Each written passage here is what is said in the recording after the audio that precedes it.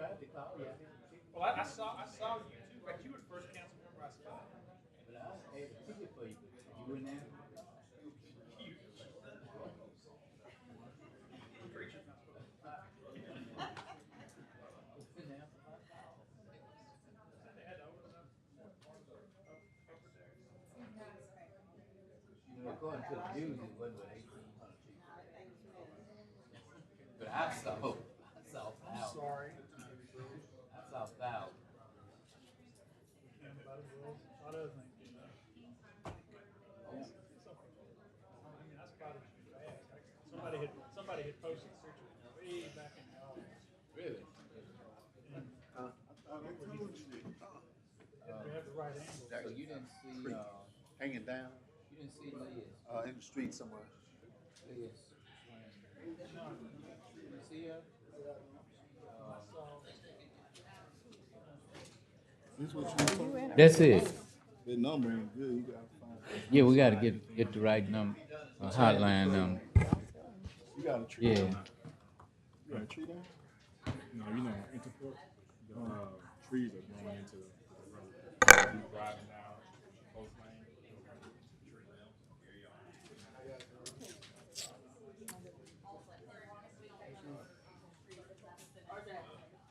RJ. Raphael. RJ. Thank you.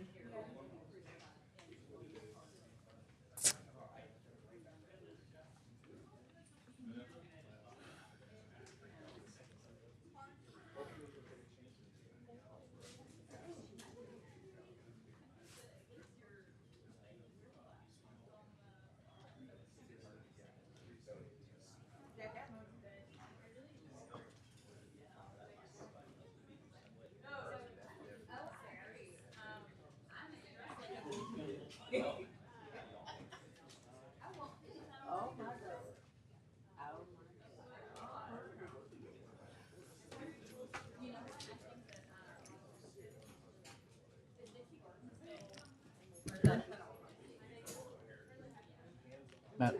Madam Clerk,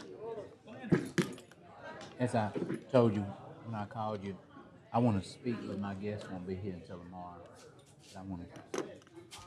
As they say in church, I'd like to have a word.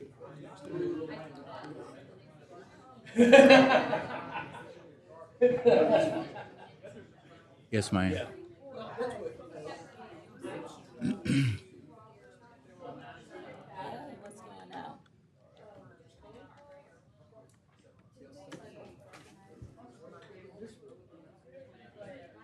What's going on?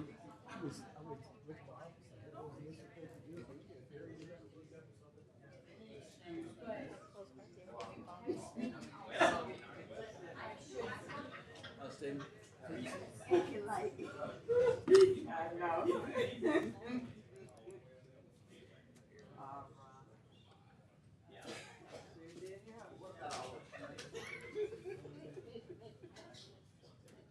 I'm not sure you've been using that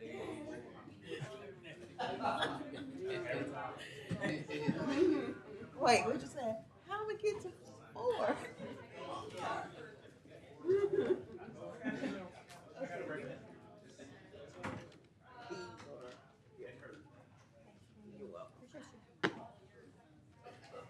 Y'all doing?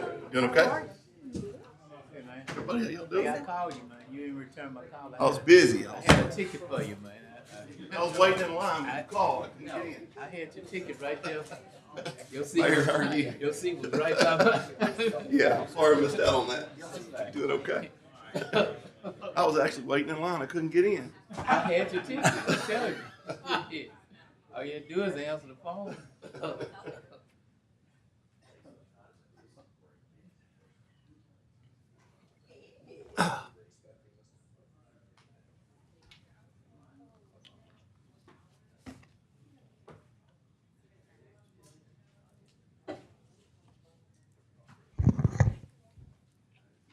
Ready?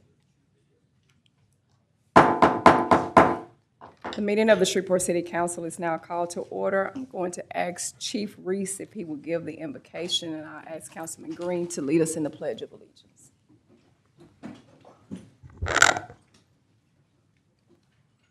Be ye also ready.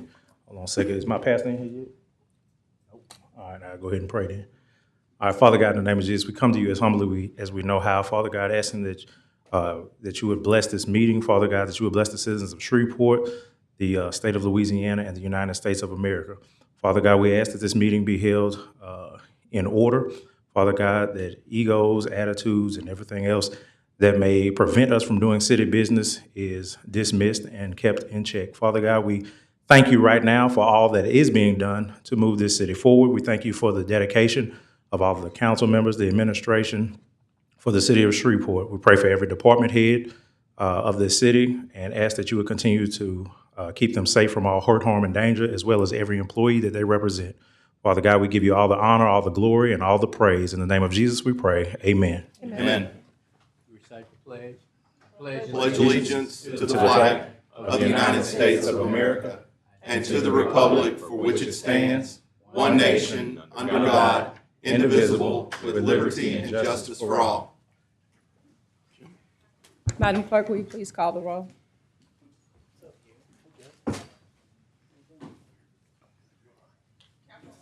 Present.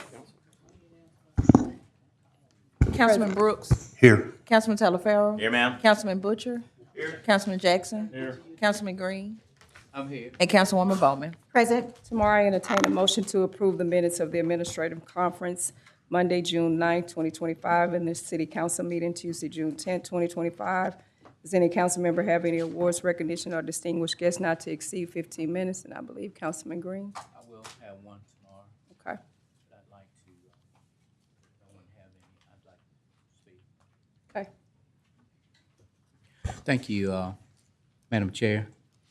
Mr. Mayor, some months ago, I brought up the subject to you and Mr. Dark about the company that picked up all of the bulk during the storm.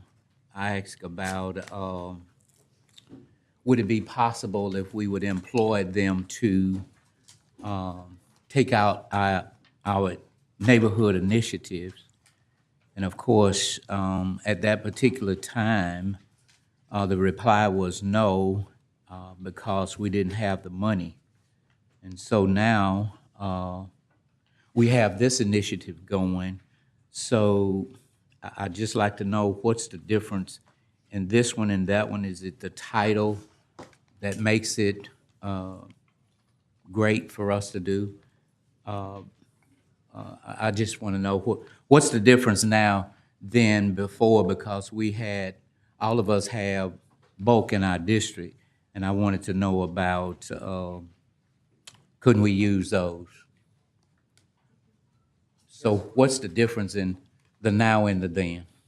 Well, one of the major differences is we're not using contractors, we're using our own people, and we are making a concerted effort not just to deal with bulk pickup, but to deal with issues in the neighborhoods and to communicate with the people to find out what they think are their needs in the community, in the neighborhood. I certainly welcomed your suggestion then, and I welcome them now. Okay. So are they doing it for free? No, sir, they're not doing it for free. Also, would you, Mr. Mayor, be kind enough to speak on the record today that, because I've heard in the rooms of conversation that we were involved in this process as the council. I went to one meeting with Attorney Marcus, but he just told us that y'all had the Bloom Blood plan and they was gonna start in Motown. I knew nothing about you all were gonna select people in my district to be a part of this, and I was not the one who selected the area to start in. So as of now, I still don't know who's the person and how did that come about without any input from me, and I know my district inside and out. So can you speak to that? Because like I said, I had one meeting with attorney, I think Councilwoman Taylor, there was Ms. Verney was there, and nobody ever said anything that you're gonna have a person in your district that's going to highlight this. So I didn't know anything about it. So how do we get to that point that I'm a councilman, but I have no input in my district about cleaning it up? I believe that Councilman Green, that you always have input, and we always receive your input about cleaning up in your district. No, sir, I wasn't at the meet, I mean, he Yes, didn't sir. ask us for any input at the meeting. Excuse me, sir, that's not what I said. Okay, go ahead. You asked me a question, I'm glad to answer it. Okay,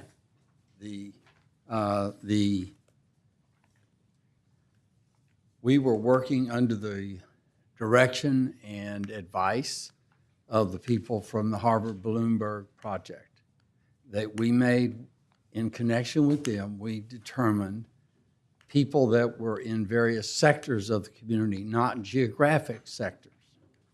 And those people were selected because they came from particular areas of the economy and the society to come together to have a brainstorming session led by the Harvard Bloomberg people in December.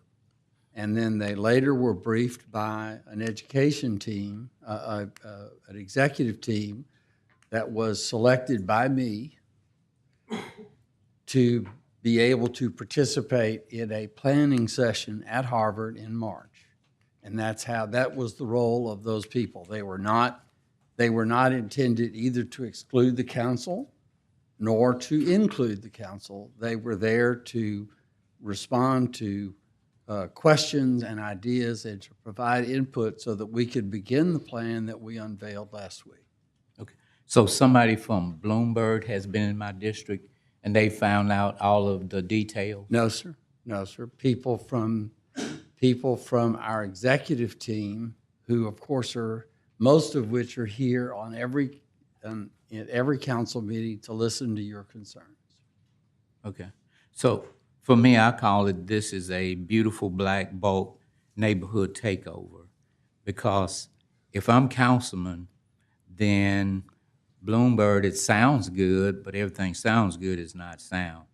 Thank you, Mr. Mayor. Mr. Dart, with you being a public work specialist, to me, it's like you got a PhD in public work because you've been here longer than me, but I've been here and I know your expertise. You know public works inside, out, crossways. You know more about public works. You know more about our districts.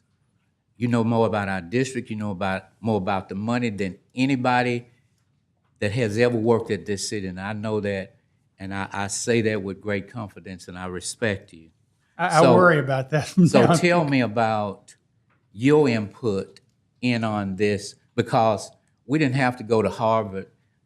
I know right now that if you, Mr. Dart, wanted to put a plan together about cleaning up this city, we don't have to go nowhere because you have the expertise. So how much input have you had involvement in this? They identified, Councilman, they identified a number of areas where specific needs would come into play. And the part that they asked me to look at more than anything else was what they call, I believe, institutional capacity, meaning if we were going to start a program of any sort, what sort of resources do we have now? What sort of resources could we bring to bear? What sort of funding sources might be out there that aren't there now? And that's pretty much where my involvement was. I was not involved in the Bloomberg part of it at all, but when the executive team briefed us, the mayor and I, that was where we spent most of the time I was discussing, which was, okay, what might our institutional capacity be? What might our institutional drawbacks be? So that was my part. Okay. Mr. Mayor, are council members prohibited from coming to staff meetings? You're not normally invited to our internal staff meetings. Those are executive branch meetings. Right. And my reasons for asking is that if you can come in my district and select somebody out of my district, if you can invite a company to come in my district without me having any involvement, as you know, even when I was chair, I never interfered with your executive meeting, none of that.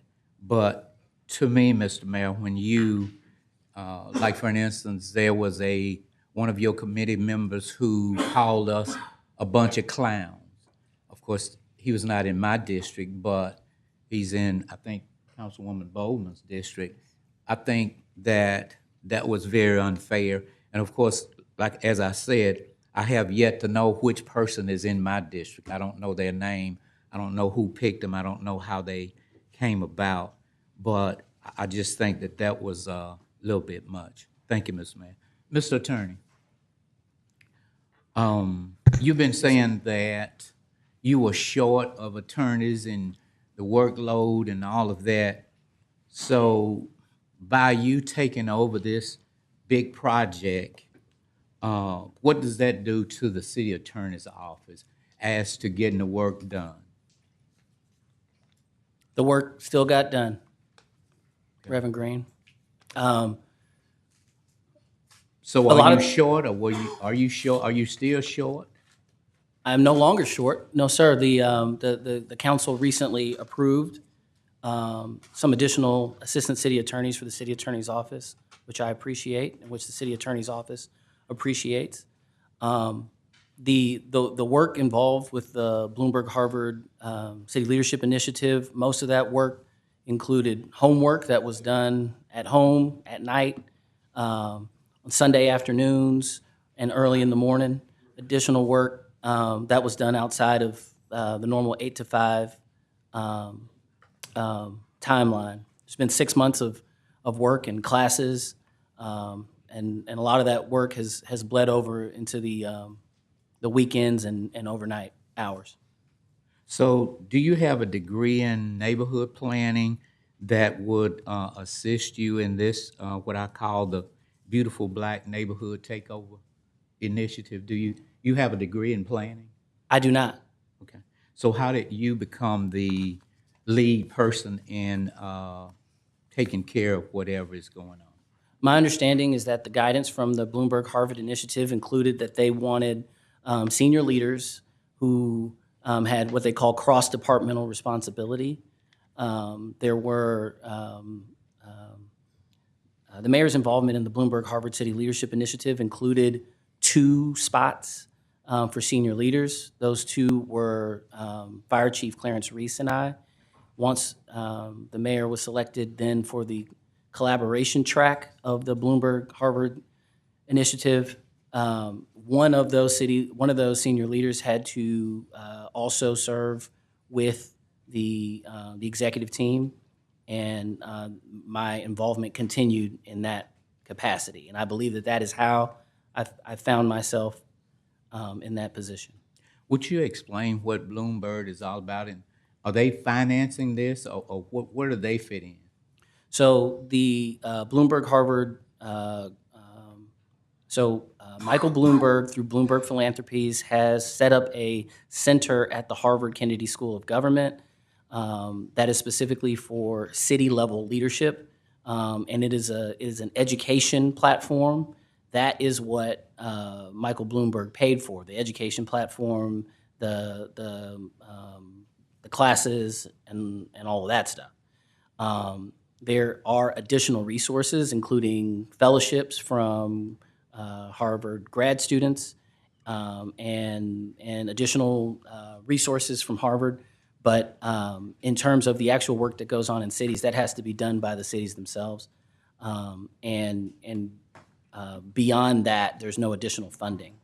So if it were not for Bloomberg, then this beautiful black bulk neighborhood takeover, we couldn't get this done without them?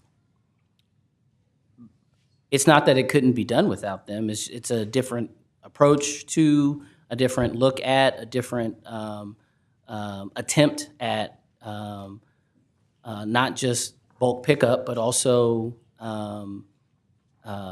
revitalizing neighborhoods, a different approach to addressing and eliminating blight within neighborhoods, redeveloping neighborhoods, and the entire package. So, in your opinion, when would you think that the 7 of us should have some say as to, okay, this part of my district needs cleaning, this part of my district needs cleaning? where does my input, when does my input come? I think it's very important that throughout the process, all authorizers are engaged and continued that we continue to engage all authorizers, and that includes, of course, the city council. And that conversation, we have endeavored to begin that conversation, but it will of course continue. There will always be a need to have those conversations, and as I've said every time I've had this conversation, we will not be as successful as we could be without the participation of the city council. When we're going into neighborhood meetings, when we're going into districts, there is simply no substitute for council leadership and involvement, and we absolutely request and entreat upon you to engage with us throughout this process. And like I said, we believe that conversation has begun, but we don't think that we are at any sort of endpoint or anything like that. We are always interested in and will continue to seek your input throughout. So when we had the meeting with you, then of course you're saying the input at this particular time, but there was never a time that you said, hey, we need your input. You just say, this is what we're doing and this is what we got. We're gonna start in your area, and bam. So my next question is, Attorney William Bradford and Attorney Curtis Joseph, are they consultants to you all in this process?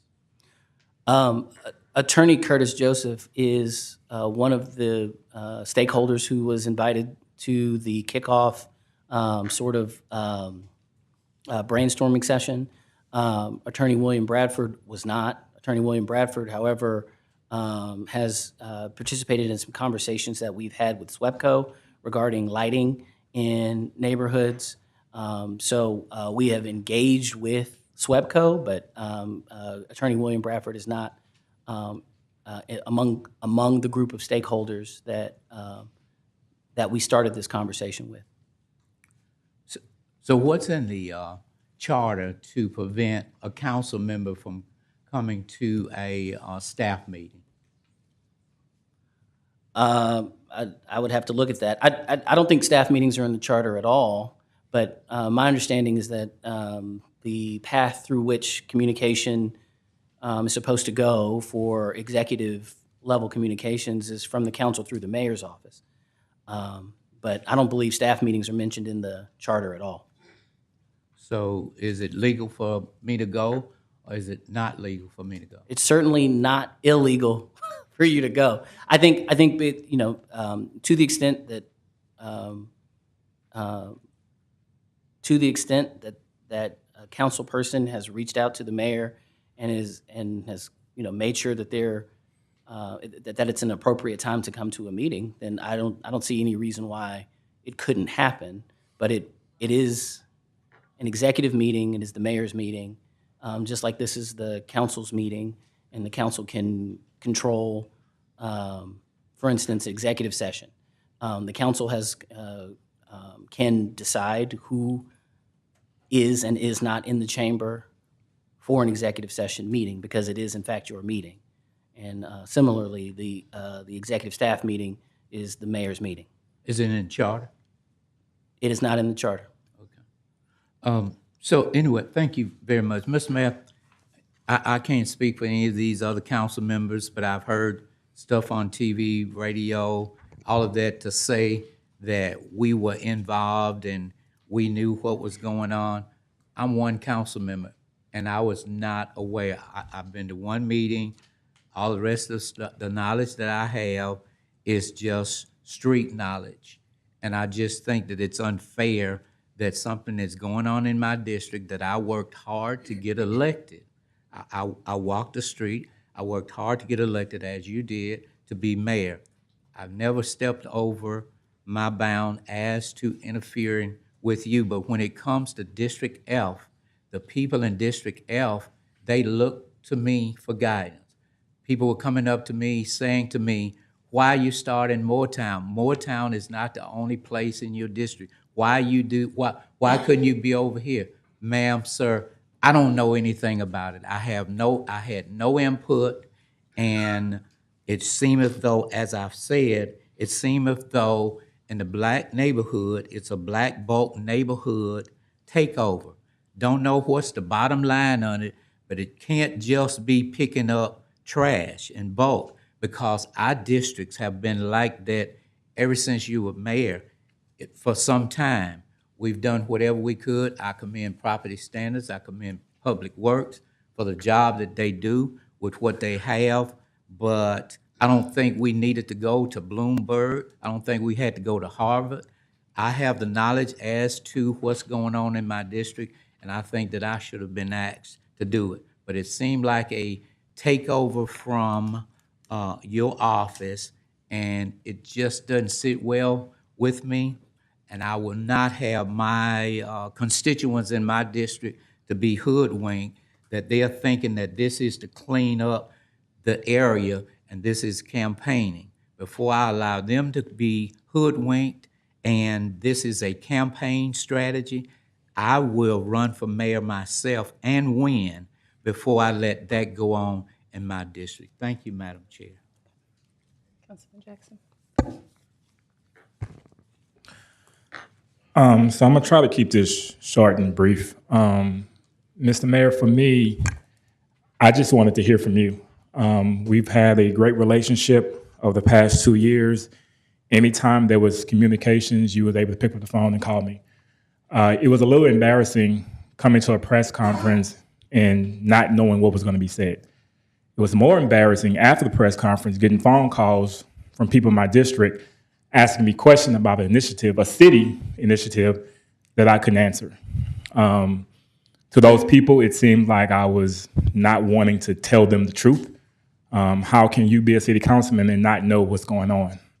When I looked at the 25 names, I'm not even sure how they can even assist with this initiative, just being honest. When we talk about blight, that's gonna come from the community. That's gonna come from the people that's living on the streets, that has been dealing with the decay, the lack of effort from the city, that's gonna improve blight. And then ultimately, as a real estate agent, realtor, what is our goal? Anything we do ultimately may improve the property value, which is good for homeowners. But what about our renters? Do we have a plan in place to ensure that once we improve an area, that the landlords are not going to come in and just double the rent? Because we have people that are on a fixed income. We have people that are living from check to check. And yes, they want a nice neighborhood. They want a safe neighborhood.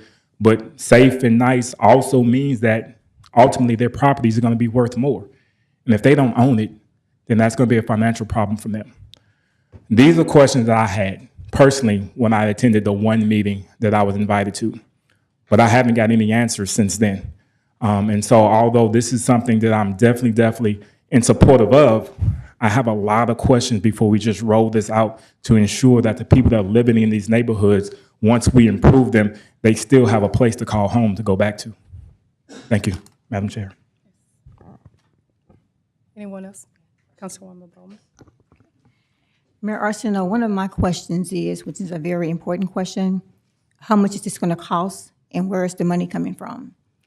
I'll let you answer, but first I want to just acknowledge what I don't want to see is for a number of months, if you ride through any district in Shreveport right now, it looks a mess.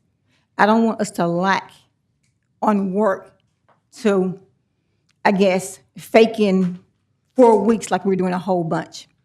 The city has been on hold as far as services right now. I don't know who plan it was, but that's not the way you do business. If you're gonna have a blight initiative, you can't say, hey, for 3 weeks, we're not gonna do anything. And then we're gonna, the mayor's gonna save the day and clean the district. It don't work that way. Blight is not a one-time fix. We can get out and clean this week. We have to have a plan. And I think council members, we need to know what the plan is. Because once you had the press conference, like Councilman Jackson said, we received the phone calls. We had no information to give. That's very embarrassing. When you represent a district, that you talk to your citizens, constituents when they call, and you can't tell them anything. We did have a brief 30-minute meeting, which was very brief. Some things I did not, the information that was given, I didn't feel like it was the right information. When you represent, I can't tell you what Councilman Green needs to do for his district. All of our districts are different.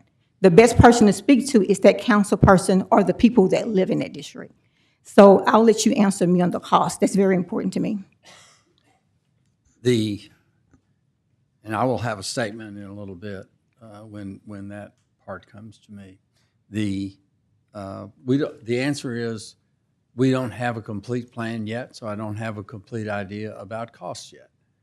And you certainly will have to be involved in that conversation, and you will be involved in that conversation.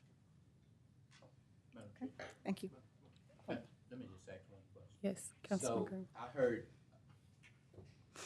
I heard the attorney said we will have involvement, and then I just heard you say we will have involvement. And that's how it's been.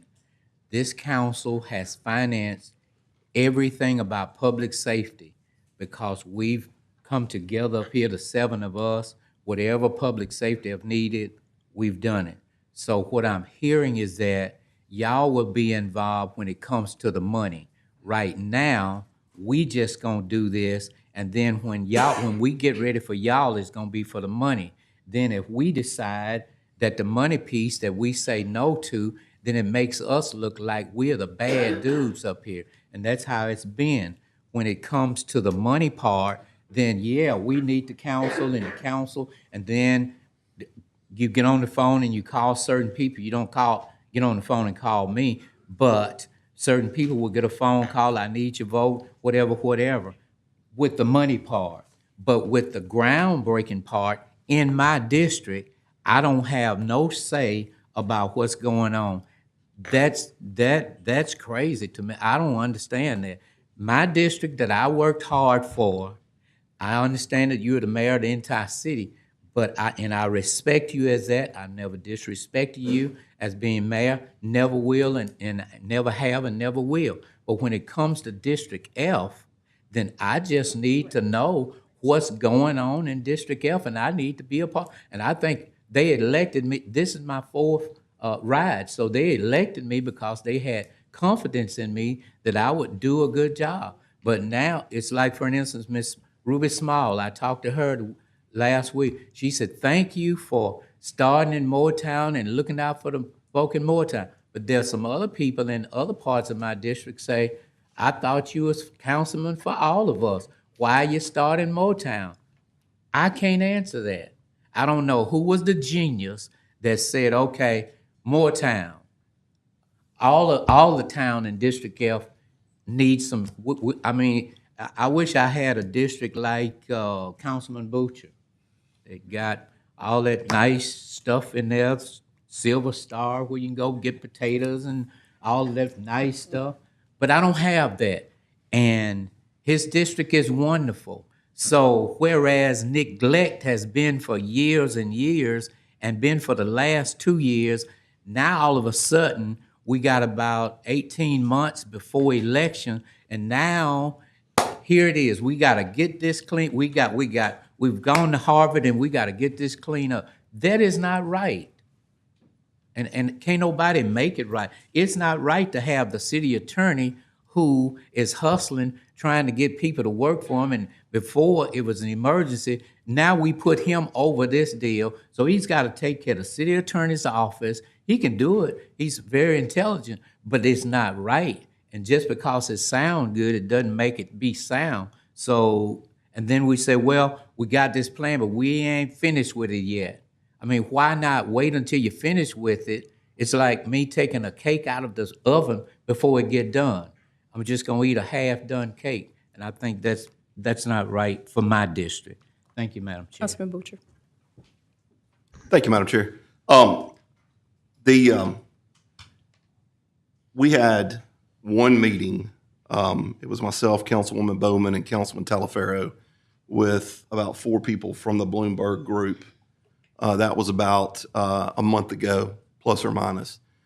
Prior to that meeting, I think it was Councilwoman Taylor, maybe Councilman Jackson, and Councilman Green were in there and were leaving.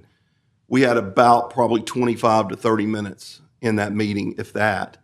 I walked away from that meeting, and the only person I've talked to in the administration, and I really don't consider him to be the administration because he's actually our lawyer too, is the city attorney. And it was a conversation that was Friday that actually grew from another conversation that I was having about something else unrelated. I left that meeting a month ago feeling as if we were going to have a little bit more input into the whole concept of what was going on. You and I have talked about self-funded title insurance. We've talked about several different things to try to help with the adjudicated properties to get them back on the tax rolls. We've talked about several different things over the last 2 years since you've been mayor. My biggest concern, and this is really all I'm going to say, well, there's two big concerns. The big concern that I have is that we really didn't have as much input as the public seems to think. And I was getting calls as well about, well, what about this? What about that? And I don't know what to tell them. I had nothing to say. I said, I don't know. You need to reach out to the mayor's office because I just didn't have any information. And I think the thing that's the most frustrating with me, Mayor, is I sent an email. I watched, we got a notice for the press conference on Friday afternoon at about 4 o'clock. Just like the press got, saying that this initiative was going to be announced. Unfortunately for me, I own a business. My schedule is typically made at least a week in advance, like most of y'all's is. And I was unable to make the press conference. So I watched the news at 6 o'clock, and I heard the initiative. I immediately sent an email. I included the chairwoman and the vice chair in the email to you. I don't know if I did the city attorney or not, and I think maybe the clerk of council, asking what the initiative was, and then I was taken back that we had no insight. I left the meeting feeling like the council had more homework to do. The first person in the administration that I spoke to about this was the city attorney on Friday afternoon at 3 o'clock. There was no response to my email from you. There was no response from my email from the CAO. So I went a whole week, 5 days, with no input, no insight, no nothing. That's frustrating. And I believe that council members have the right to ask questions, especially when we're being asked questions. And I think you would agree with that, Mayor. I mean, I really do. And be able to ask questions without being called clowns. Members of that committee called us clowns. That to me is somewhat insulting, not for me, but more so for the people that elected me unopposed in the last election, and Councilwoman Taylor and Councilman Green, who were all elected unopposed, if I'm not mistaken. That's an insult to those citizens. So I think moving forward, all I'm asking is let's try to be on the same page. I think the initiative, if it works out well, especially for the underprivileged areas of Shreveport, is going to be great. Like Councilman Green said, I do have the luxury of living in a district that really doesn't have the issues that A, B, F, G has. But I am very much, I want to be involved in those districts because I live here and I run a business here and I travel through those districts. The people that Please turn off your cell phone. the people that travel through the airport leave in Shreveport, come through F. So we all should be stakeholders. And when I read the news release and it said we've put these stakeholders, and I saw the list, well, the major stakeholders are the 7 of us sitting up here and you. And I think that we need to remember that. So I appreciate the effort. I think it's a great effort. It actually, for a lot of people that don't know it, and I'm going to give somebody some perks here, this all started with the Perkins administration. Correct. And the mayor could have abolished that and jumped and ran, but he stayed with it. And I think that anytime we can send our city employees off to get the knowledge that they need to make the city a better place, I'm all for it. But I also think that we have a wonderful city attorney. He has always answered every question that I've ever had. We have very frank conversations about the city and the things we may agree or disagree. But I don't want to overload his plate with this if there's somebody else that can take it. So thank you. That's all I have. One else? Mr. Mayor, since the beginning of your term, this council has made it a point to talk about blight in our communities. 4 of us distinctly, well, 5 of us really, represent predominantly African-American neighborhoods. So what happens in those neighborhoods in comparison to some neighborhoods are totally different. If we go and we give a little bit of history, those neighborhoods have long been neglected because you did not have a majority African-American council. They were limited in their scope of the resources that could come into those areas. Now that that particular tide or that narrative has changed, when you see individuals that are overwhelmingly involved in their neighborhood, they want to stay at the table, and rightly so. As I said to Attorney Edwards, you don't involve the constituents when you roll out the plan. You involve them at the beginning because they take ownership of their neighborhoods. I take great offense to that.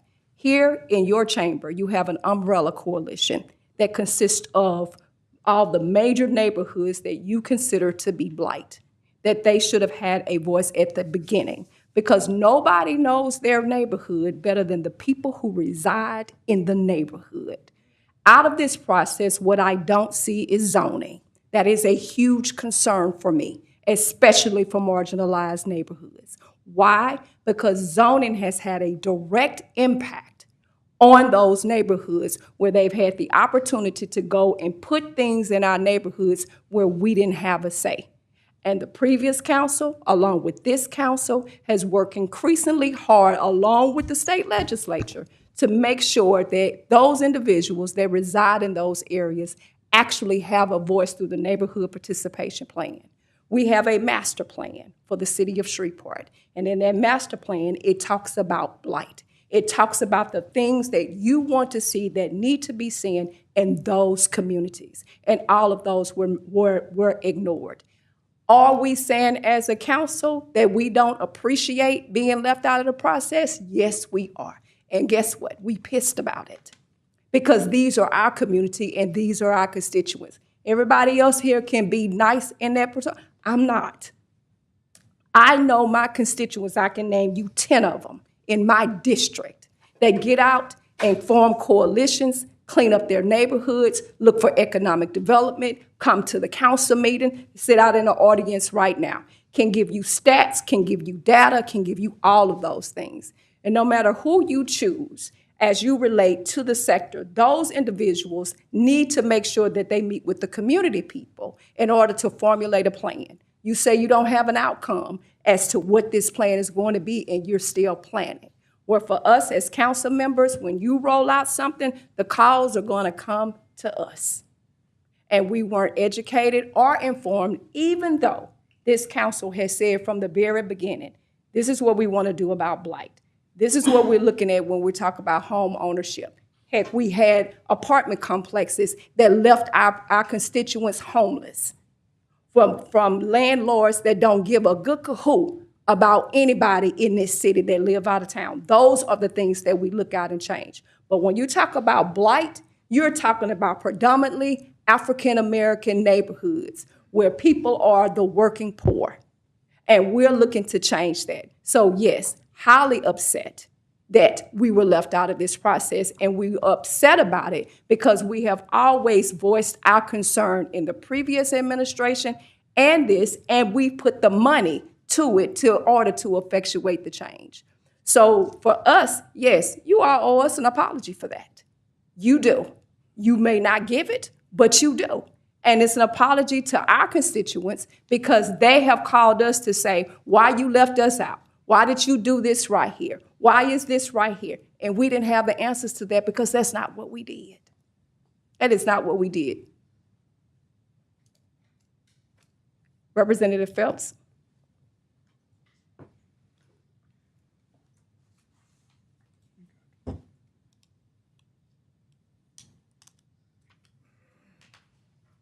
Good afternoon, Council, Mayor, Mr. Dark. Thank you all so much for the opportunity to come before you today. Just real briefly, I will not be long. Chairwoman, Madam Chair, Vice Chair, council members, thank you for all that you're doing for our constituents here in Shreveport as we try to do the same on the state level. as we're talking about blight, I really wanted to quickly, if I could, Vice Chair, give a briefing on the session wrap-up, but I will start with the bills that I co-authored, that I authored with the support of the council. Thank you so much for supporting House Bill 512, which was for blight, which I tried to, as the comment stated earlier, hold some of the LLCs accountable. And in that bill, it was some language about an agent or someone who could actually get to that owner, and got out of the committee, and I stalled it on the floor. Believe it or not, there were some concerns from real estate agents. That was not the intent of any real estate agent who was representing someone with blight. And I did share that with the association.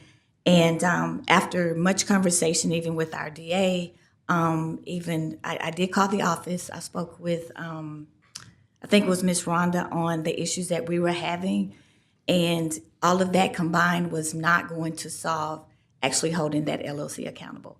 So I did table it, and we'll do some research and work with the Law Institute as the next session begins, if Jesus has not returned, and basically see how we can hold them accountable through their LLC, through the state Secretary of State's office, as well as their good standing that's somehow housed on the state site, but they're not in good standing in our cities. Secondly, the support that you gave on House Bill 262. This is the first time I've said my House numbers because I never remember them. I just know the bill and what they're trying to attempt to do. So this was a trespasser bill, and the squatters. Attorney Edwards, thank you for working with my committee writers with all of them. And again, the issue there, I did not run that bill. There was great concern from advocates for the homelessness across the state. My former seatmate actually had a blight bill as well, and that actually let us know that we have the same problem from New Orleans to Shreveport. So when we worked on the blight and squatters, there was great concern, of course, with the issue of squatters and homelessness in New Orleans. There were several bills attempting the same thing. I did not, and I stress the intent was not to have homeless members of our cities arrested. But however, we did want to let them know that you cannot just, trespass and take ownership of someone's property. We did continue to work on that. Again, I decided to table that one, and I bring that one back as well until we really get more information on that. However, I did find out that you all passed ordinances to actually address where our police department could actually take further action. And I think that from the DA's office was at least the first start. Lastly, Councilwoman Taylor, Chairwoman, thank you for the support on and the council on House Bill 481. To my knowledge, it has not been signed yet, but it definitely was received well as you spoke about underserved populations and high crime areas. That bill was just to put a moratorium on House District 3, since I do represent the inner city here in Shreveport, and to the council and MPC continues to look at some revisions of those ordinances. But I thank you all for making sure that that there will be a public input process. I did want to just very quickly just let you know that some of the amendments will be coming back on April the 18th. We talk about the inventory tax, and I know that has a lot to do with the parish, the school board, and the sheriff's office. But I did want the administration to please look at how that could potentially affect city funding as well. There are new changes to ethics laws. I think you have a handout. Were you able to? Mm-hmm. Okay. And I'm just going through it, but please call me if you have any questions. There were new changes with ethic laws. As we stated, Blight, that was actually support from the DA's Association with Representative Landry. There also are some changes of restructuring our Workforce Development Office, the Department of Transportation, DOTD, as well as the Louisiana Economic Development, as we try to, of course, bring jobs to Louisiana and the Northwest Louisiana in particular. And hopefully those measures will mean some great changes or positive changes. And I thank you so much for your time, unless you have any Madam Chair. Yes. Councilman Green. Thank you, Madam Chair. Representative, I'd just like to say thank you to you. Out of all our delegation that goes to Baton Rouge, you're the only one that come in this chamber on a consistent basis. You're the only one that will pick up the phone and find out what's going on in the city. Thank you. You're the only one that be active with us as council members to know whatever is going on in our district and in the city. And I'd just like to say thank you and keep up the good work. But out of all of our whole delegation, you're the one that we could pick up the phone and call, or you'll call me. Even when I fell out with you, still call me. So, and then we had a great reunion on Saturday. Yes, But sir. I really want to thank you that you keep us abreast as to what's going on. And keep up the good work, and God bless you. I thank you, you too. Representative. And Councilman, for what you do in all the cities that we overlap. I think I have 5 representatives here. Right. But thank you all so much. You're on my list. I'm on your It's list. our next, I'm yeah. on your list for the tour. Yes, sir. Okay. But thank you all for so welcoming when I do give you a call and calling back. It's a privilege to serve you. Thank you. Thank you. Thank you. Thank you for the early morning calls. And I know Councilman Bowman is your favorite councilman, but that's okay too. All of you are. Thank you so much. And Councilman Brooks, special thank you to your, we had a tour. Right. Yeah. Thank you. Thank you, Representative. Is Chief Wayne here?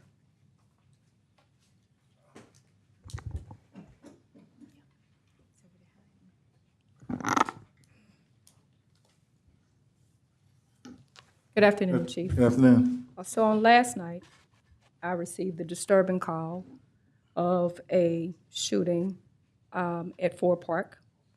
And of course, I heard the 40-plus rounds at my house. I was wondering, was this fireworks? Was this what was going on? And as I left and went by the scene, and it was traumatic at best. Upon what I've heard right now, that the person has passed, which is gut-wrenching. But I stayed on the parking lot at the gas station, listening to accounts of what went on in the park that evening. What is concerning for me is because this council has asked so many times, especially leading up to a holiday weekend, about police presence, and there was none. I know that we have requested trailer cams. I know that we've requested cameras. I know that we've allocated money for these things, but nothing bothers me more than not having the presence there, especially when we ask for them. We go through this every summer when we come to our parks, and this was a holiday weekend. And so for these people to have, I read the report news station's report that stated that they found 70 shell casings. When I listened to one of the witness accounts at the park, the person indicated how they were running and ducking for cover. They witnessed the individual that lost his life, and my condolences are to the family. And just how chaotic it was. You know, officers came to try to secure the scene because it was highly emotional. I called you to get somebody on the parking lot. I called the sheriff for backup as well, just because the emotions were so high, because this is a young person. And my question is, why was there not any coverage at the park? Each weekend, there are dedicated officers to the parks, plural, the parks. There were officers dedicated to the parks Sunday, but none was there when the shooting took place. One was at the jail from making arrests. 2 others were in the process of making an arrest at that time. That call That is Area 3 for us, as we affectionately know it. We have had to do cross-beat dispatching, which what that means, if a life-threatening cause happen in one area, if there's anybody available in town, we send them because it's important. You know, ultimately, our goal was to have enough officers in every area so they could stay in that area. The call came into us at 21:01 to the fire department about the shooting. It was transferred to SPD at 21:02, 1 minute later. At 21:04, a K-9 unit had heard the call and was en route there. At 21:04, he was dispatched there. He was at Yarborough and South Lakeshore when he got the call and actually heard some of the shots being fired. The only two Area 3 units that were assigned to that area at that time had been dispatched to 3517 Kingston Road because there was a fight call. So they were out of their area. There were no other Area 3 cars available. At 21:07, a Shift A sergeant, a few minutes later, responded along with a lieutenant who was coming on shift. It just so happened that that is the exact, that is shift change at that very time. At 21:09, 781, another officer, and 12 AC responded to that. So in all, there was 4 sergeant, 3 lieutenant, 5 officers, and 2 K-9s that went there. So area officers are assigned to the parks every weekend. It just so happened at this very time, none was there. We have had cameras up in the past, our camera trailers that, y'all so graciously afforded us to do it. But they can't be everywhere at one time. They are deployed other places at some of your requests. This coming weekend, and the one that G Unit bought during Human Harmony, we have been using it also, and we'll be deploying it to that area. The park is dark. There's no proper lighting, no lighting in the park. So after it gets dark, whether you had cameras or not, all you would see was motor flashes. The park is really, really dark. But So- we have been assigning people there. So let me say this. My computer is out, Madam Clerk. Madam Clerk, did I get this? My computer is out. Since we know this, I'm gonna bring this back again to the mayor's office. The one thing that this council has asked for, has allotted money for, has been lighting. The one thing that we've asked for and allotted money for is cameras. Every summer, we do this with the parks. So with all of those things being said, they should have already been instituted because we have given the money forward. When we were declaring the public safety emergency at a time when crime was heightened, this is the things that we asked for. These are the things that we needed in that area. Now we got another person who is deceased. Y'all are wondering why people are not coming forward or whatever. They were there, gave their accounts, and by the time that people got to the parking lot, they already gone to the hospital to see their friend who's no longer here. I don't know all of the circumstances up to the shooting, but I'm talking about the technicalities Sure. of why we say what we know, what is needed in our areas. It's why we ask for it over and over again, and that's why we put the money there for it. So it's frustrating to me because I stayed out there about an hour and a half last night to watch, to hear, to console, to listen. So I'm going to make this request. Put the lights in the park. Put the cameras at the park like we asked.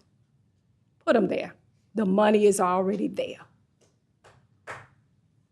And if it's in high-traffic park or where we know, whether it's Ford Park, Airport Park, David Raines, Bill Berry, those areas where they're dark, put it there. It has to be the priority, especially when we have the technology and that we have the allocations that have already been made for it. And I don't think that anybody on this council is going to object to that because nobody wants to make the call or to say or to listen to the parent call us crying because they lost their child, regardless of whatever the circumstances are, because I don't know the nuances of it. What I'm looking at is that when I'm there, I'm listening to the trauma of the people who did not get shot, but are going to live with the fact of seeing the person dying in the park. And I'm listening to my neighbors that are saying, why is the park still open? It's dark. Is this? I thought the park closed at 8 o'clock. Is this? Is this? Can you close the park early? All of these things. And these are the calls that we get. And then, of course, you know, I'm going to call you. Yes, you did. I'm going to call the sheriff. Yes, you did. Yeah. I need some help out here. Sure. And the Lake Patrol officers had also patrolled through the park just prior to that also. You know, we purchased them pickup trucks this year to be able, when they're not actually on the water, to patrol the streets contiguous to the lake. And they had also been Who is the patrolling. area commander in 3? Captain Prunty. Then I want Captain Prunty's number. Okay, you got it. Madam Chair, Yes. we have discussed at budget meeting over and over again, probably for the last 3 years, starting a park ranger or some type of law enforcement for the parks in the city. And we say we're going to do it, and we never get anywhere with it. Is there, Shelley, are we working on that? Have we done anything with that? I know there was a question about post-certification, but I think all of us have agreed that this would be something good because you're shorthanded, Chief. And if we had somebody that could monitor those parks on a daily basis to make sure that they're closed on time, that they're riding through, and that's what their job is, I think that we could fund that. I think we came up with some numbers in a public safety meeting, but we've not heard anything of it. So I would like, you know, at the next, Chairman Brooks, at the next public safety meeting, let's put that on there, park rangers for the parks. Okay. I'd like for you and Shelley to get together in the administration and let's figure out how much money that's going to cost to do that, how we get them post-certified, and dedicate some people to the parks. Okay. Thank you. Thank you, Chief. I know y'all had a hard weekend. One thing, we don't have to invent the wheel. Pinchback Park has a security guard there, and at 8 o'clock, they close their gates. No one, the parish makes sure the parks are closed at 8 o'clock. We talk about this every year, and then we have a tragedy, then we go back. So I'm gonna ask the administration, please, let's stand on business, and let's take care of this. Another request I have, we talked about the cameras with the little blue lights. Those are not expensive. We can put those in every park. You got the flashing blue lights. At least we'd have had some type of monitoring. Right now, you have no information on what happened. No one's talking. So we need to use the technology if it's there. We've given you the money to buy it. We have those cameras on hand. I'm gonna be looking in the next few weeks. Please get those cameras installed. I have a few areas that I'd like to see some in my district. These are not speed cameras, so don't want to get in the pickle. There are just monitoring cameras that monitor activity. Sure, absolutely. Thank you. Thank you, Chief. And our tech folks are looking out there to find a location in the parks or in front of the parks where we could do just that. Right. Because you did have a hectic weekend. They were on Yes, ma'am. Coons, burning rubber, racing. Then you go down Pines Road, they were racing. So you can't be everywhere at one time. So we know we got to put technology in place because you ma'am. just don't have enough officers. I mean, they ran y'all this weekend.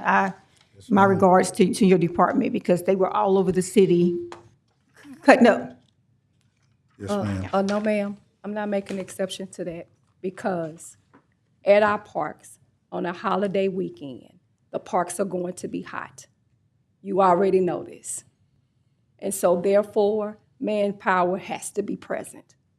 Because if it's not, when you have whatever influx of young people who have accessibility to AR-15s because there were 40-plus rounds.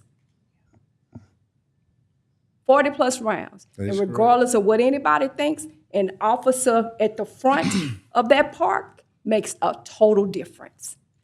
That's there, that they assign to it or whomever. It makes a difference because as soon as all of the officers came, as soon as the sheriff department came, guess what everybody did?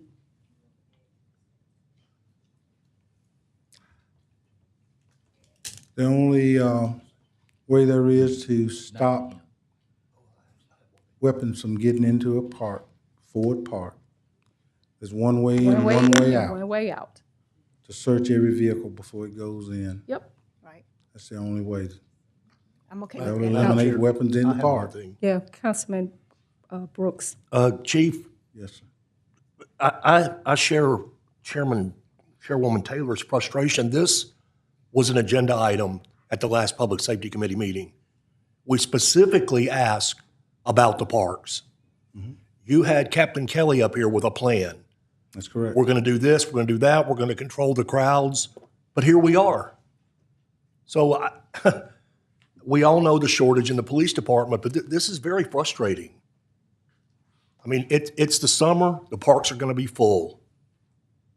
Can we not pay, can we get overtime? I mean, there seems to be a lot of plans when y'all come to these meetings, acronyms for this or that, but then here's another person that's not alive. So I don't know if I have a question other than I'm just wanted to express my frustration that we specifically addressed this issue on the agenda, and now here we are. Well, I accept, respect your frustration, and I want to thank you, the council, the administrations, for providing funding resources for whatever it is we feel that we need to help make our city safe. You can ask any police officer that's on the Shreveport Police Department, can I work overtime anytime I get ready?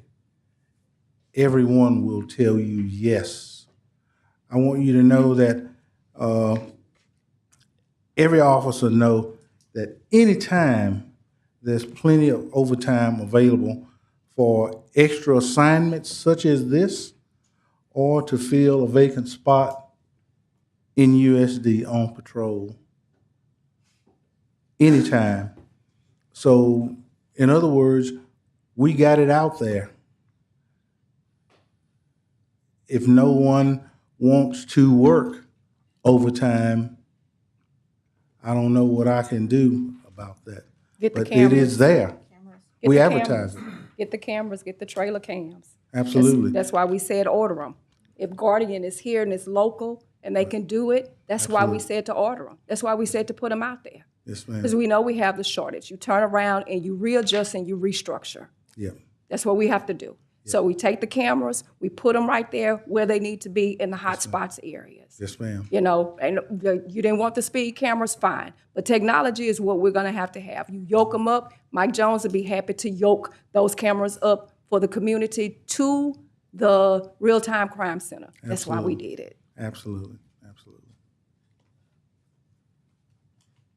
I don't wanna hear just nobody else dying. You guys just don't know how tough that is.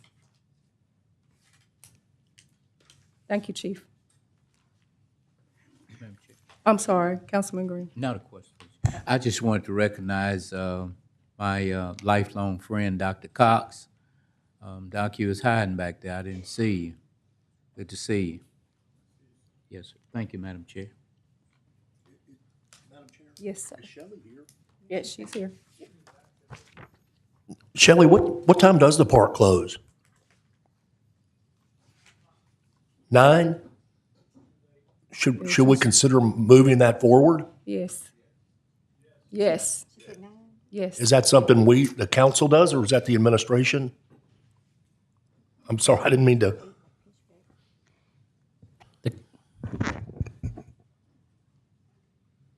If the chief is saying the cameras are not very effective after dark, then we probably shouldn't be open after dark.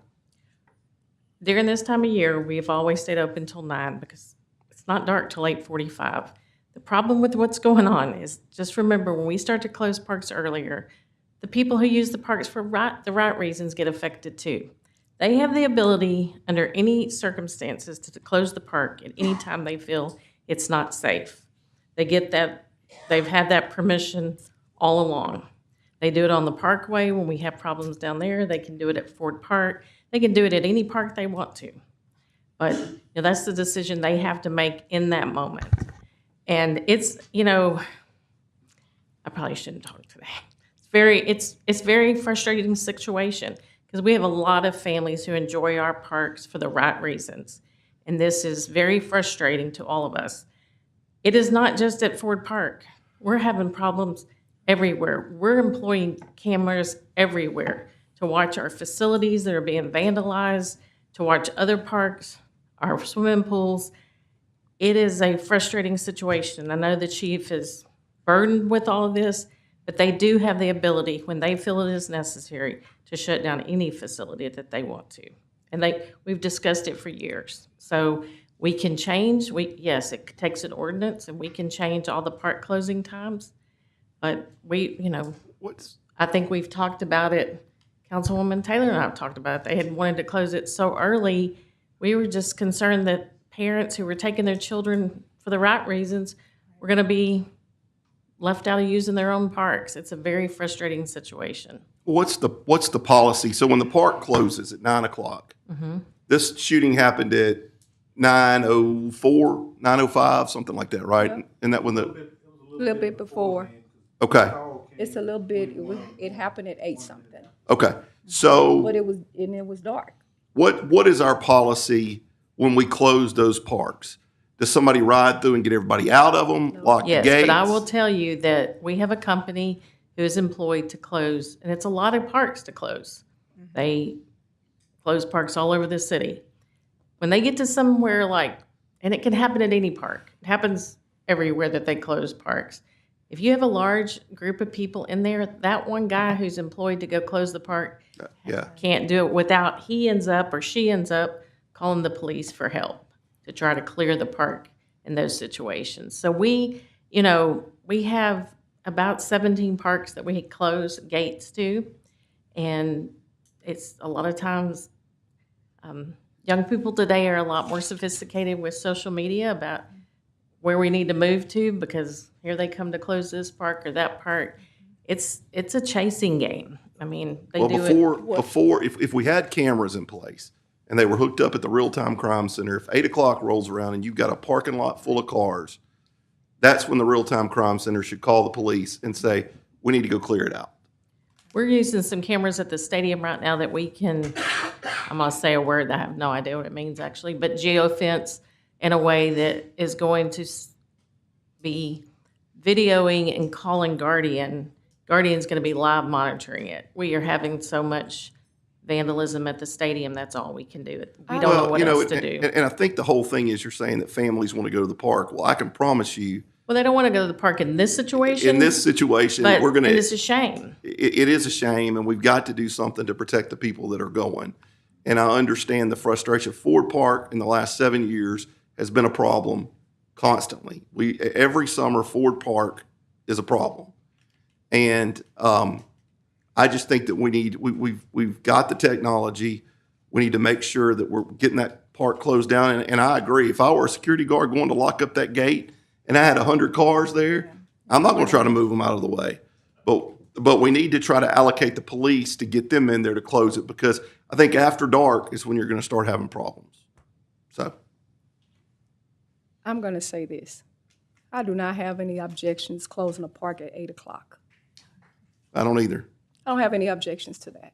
If that means that at 8 o'clock, that there's this strong possibility that I'm going to save your life because some idiot wants to drive by or do whatever it is that they want to do, and I got cameras in this sunlight, then go home or go somewhere else, but not in the park. 8 o'clock is a sufficient time for the park to be closed. Anywhere else, they need to go have a house party or go do something else. But what I'm not going to do is go next year, have this same conversation about cameras, about lights, about this. Is there a police officer gonna do this on the weekend? Are they gonna be here if they're gonna do this? Because I'm sick and tired of people who actually enjoy the park not being able to enjoy the park. Because you're stepping out the park and doing God knows whatever, since everybody has been given accessibilities to guns by law. We're not in the same structure that it was when I travel and cruise through the park. So at this particular point, these are the restructuring tools that we're gonna have to have. If they go on Facebook and say this Sunday fun day, this is this, this is this, this is this, well, this is gonna have to end at this time for the protection of everybody. Because what I heard that young lady say last night was, I hardly ever come out. We were really having a good time, but this is why I don't wanna come, because I'm afraid. Yes, ma'am. I agree.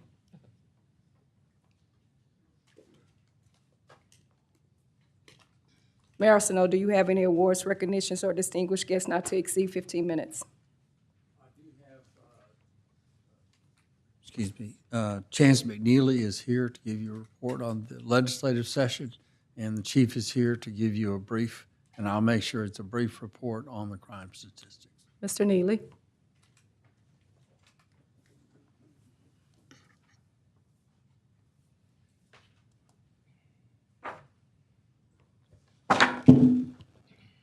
Good afternoon, Good afternoon. members of the council.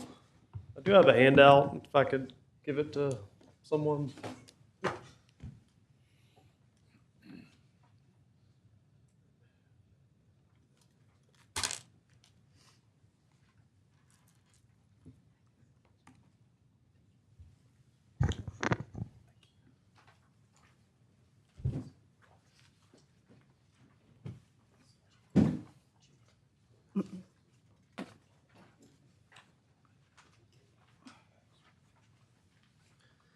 Members of the council, Chance McNeely, lobbyist for the city of Shreveport.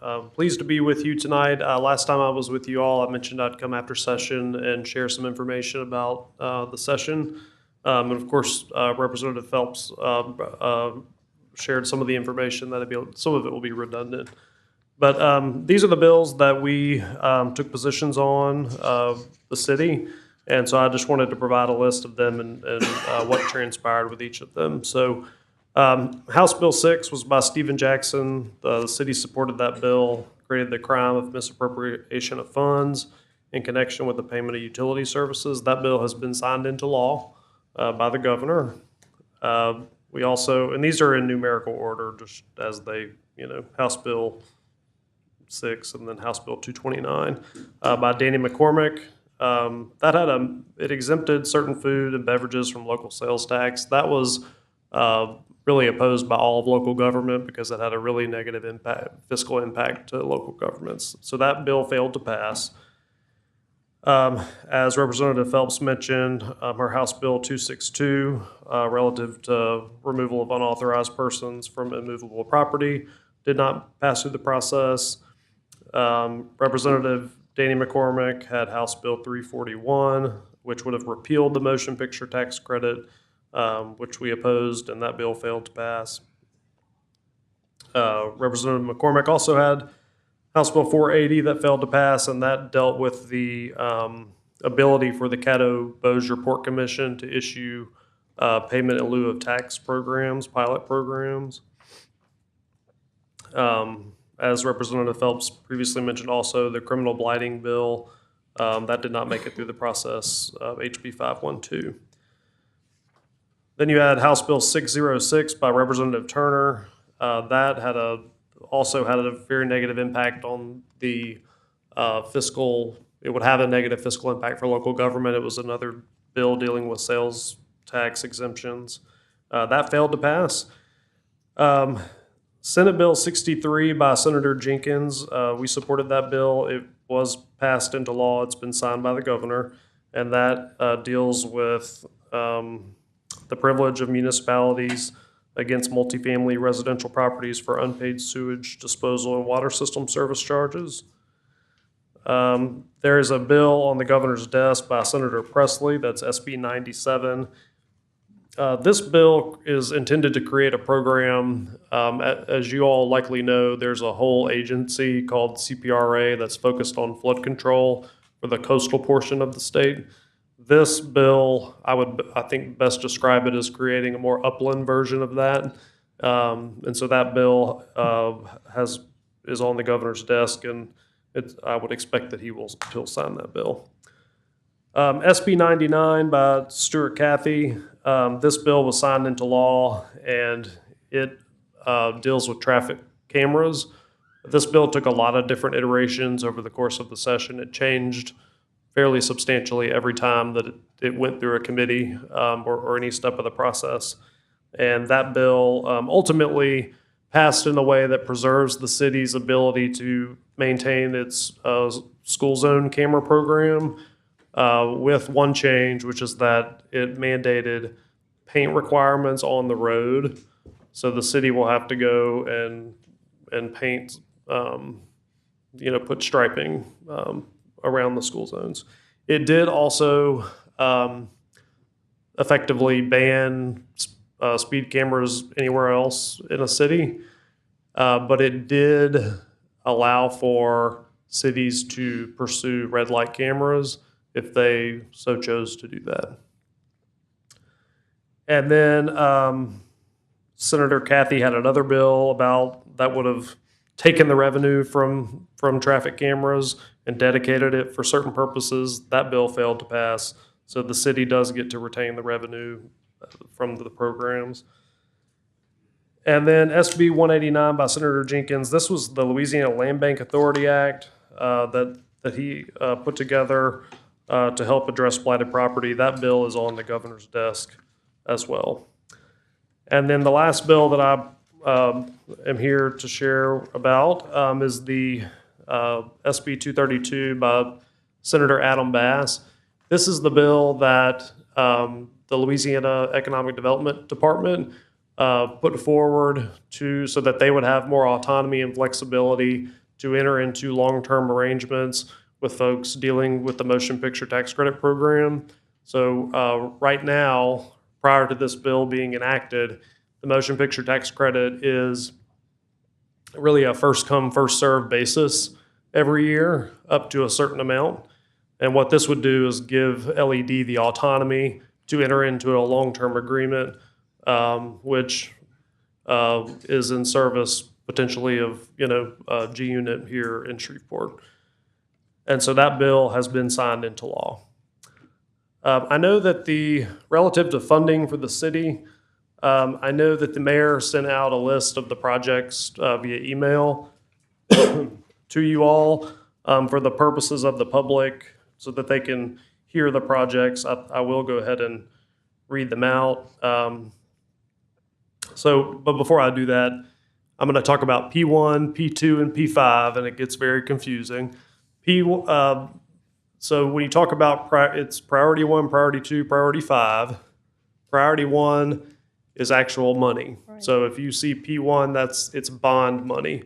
So the state bonds out a portion of the general fund every year, and they build things with it. Mm-hmm. So if I say P1, that's money that the city will actually get this year. P2 is money that you'll likely get next year, or could be converted this year if potentially. And then P5 is more of like a long-term expression of the intent to fund a project.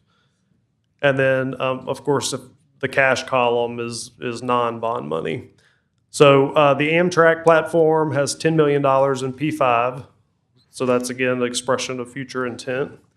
The Shreveport Healthcare Corridor has $40 million in P5. It did receive $3.5 million in cash, and so that is inclusive of the Linwood Bridge being resolved. District 3 road rehab planning, there was $500,000 in P5.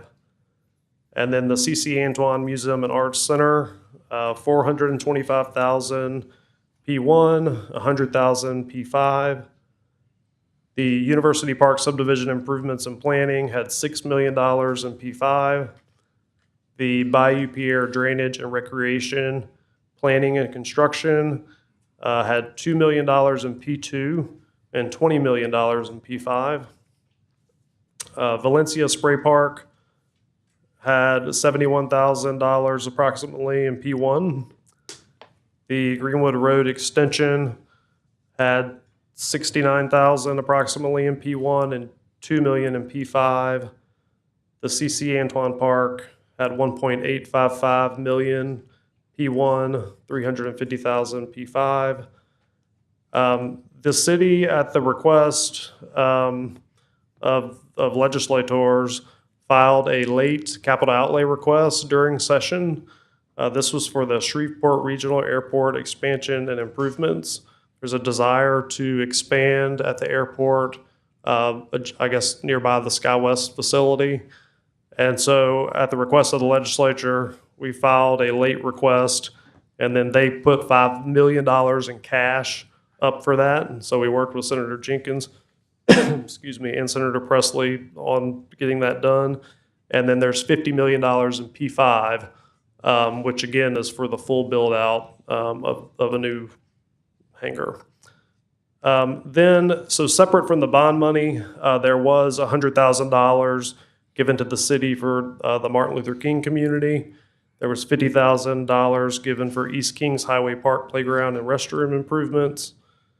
There was $25,000 for the Shreveport Downtown Development District for small business enterprises, and $600,000 to replace the carbon feed equipment at the, is it Amos?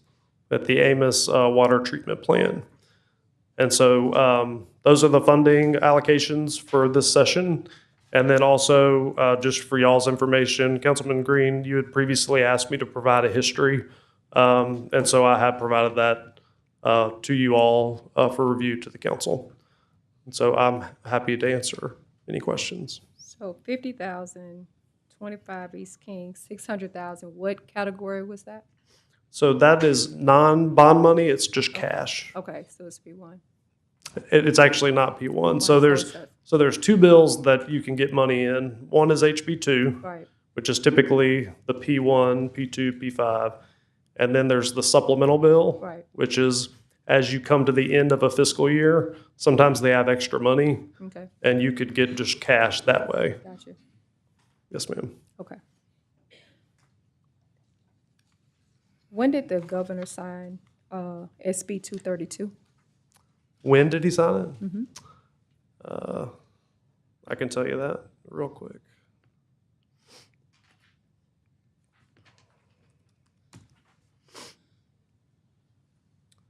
He signed the bill on June 4th.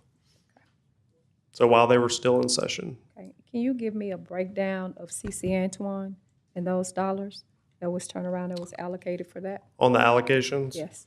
You can Yes. email it to me. You can email it to me. Okay. Yep, I'm happy to do that.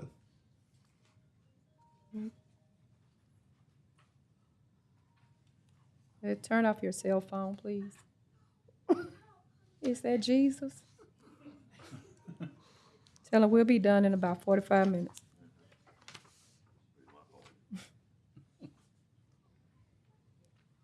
Any other questions for That'll me? be it for me, thank you. Okay. Thank you Yes. all. Mr. Green? I just like to say that certainly you've done a great job, and also I'd like to thank Mr. Dark for providing the other information that I asked for, and thank you very much. Thank you, sir. I appreciate that. Y'all have a great evening. Thank you. Madam Chair, we'll present the brief police report tomorrow. Okay, thank you. You have any other communications, Mayor? I do. Okay. I appreciate and take to heart your remarks since the block by block initiative was announced last week. I appreciate that you support the overall objectives and that you want a greater role in the process. I believe we share the objectives of reducing blight and encouraging neighborhood redevelopment and in Shreveport's oldest and most historic neighborhoods. I also want to acknowledge this council's, prior councils, and prior administrations' desires and significant efforts to reduce blight and encourage redevelopment. It has always been my goal and desire to include council members in the process of developing a long-term plan to reduce blight and to use the resources being made available through Bloomberg Philanthropies and the Bloomberg Harvard City Leadership Initiative. What we outlined last week is the first step of many and is intended to be the beginning of the conversations rather than the end of the conversations. It is the start, not the end, of collaboration to develop this long-term plan.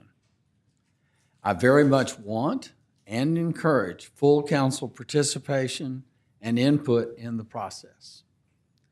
Collaboration is difficult because it involves sensitive discussions about the process itself and the substance of the goals that I believe we all share. To the extent that my announcement last week caused discomfort or made you feel left out or slighted, I apologize. It was not my intent, and I regret any offense that I caused on your part. I will work with you and meet personally with each of you to move forward with openness and receptiveness to your input. What I hope is that we can move forward together from here in a spirit of cooperation and collaboration to achieve our shared goals, and I pledge you my best efforts to do so. Thank you, Mr. Mayor. Does any member have any questions or concerns relative to property standards for Mr. Green?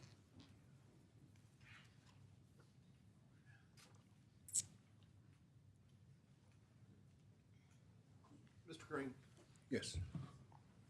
This is actually Councilman Talaferro's district, and I hadn't had a chance to talk to him about it, but those East Kings Court condos, are y'all doing anything with those? Yes. As a matter of fact, the property has changed ownership, so we're gonna have to turn around and go after the new ownership. I've never seen it look so bad, so I've got a couple of calls from people too, so thank you. All right. Mr. Green, I want to say thank you. I was looking at some of the news reports this weekend for the initiatives, and they didn't say property standards, so I'm going to say property standards. Thank you for taking up this cause and leading this charge. So thank you and your department for the work that you all are doing. Thank you. Madam Chair. Yes, Councilman. Also, Gray. Mr. Green, you had invited me to come to the suite, but as I said, I had a funeral and I couldn't make it, but I heard that it was, you did a great job, and thank you very much. Yes, sir. Ms. Ashay. Mr. Clark, do you have a master plan committee? Oh, Mr. Stephen, I'm sorry. You and Mr. Clark was twinning. Did everyone receive a budget to actual financial report? Tomorrow we have a public hearing on resolution number 76. Mr. Dark, will there be any legislation added? I'm not aware of any, Madam Chair. Okay. Today we're here, public comments on non-agenda items and agenda items. And Madam Vice Chair. I'm sorry, madam. Would you give me 1 minute? Because one of my members here today, and if I don't call his name, then I'm gonna be in trouble because I always call my parishioner's name. Good to see Pastor Theron Jackson here. Thank you, Pastor, for coming. I intended, but you're so short over there, I couldn't hardly see you, so. Literally. Thank you, Madam Clerk. Do you want to rebut? Be short, though. Madam Vice Chair will handle the time. Ms. Irma Rogers.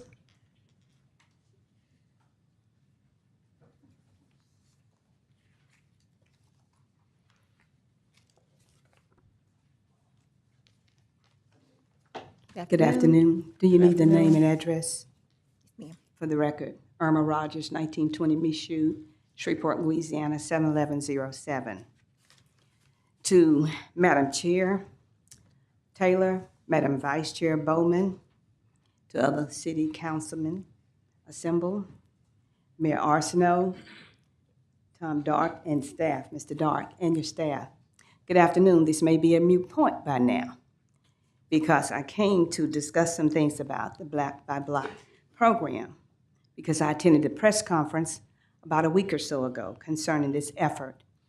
And I wanted to express my concerns about our community in particular.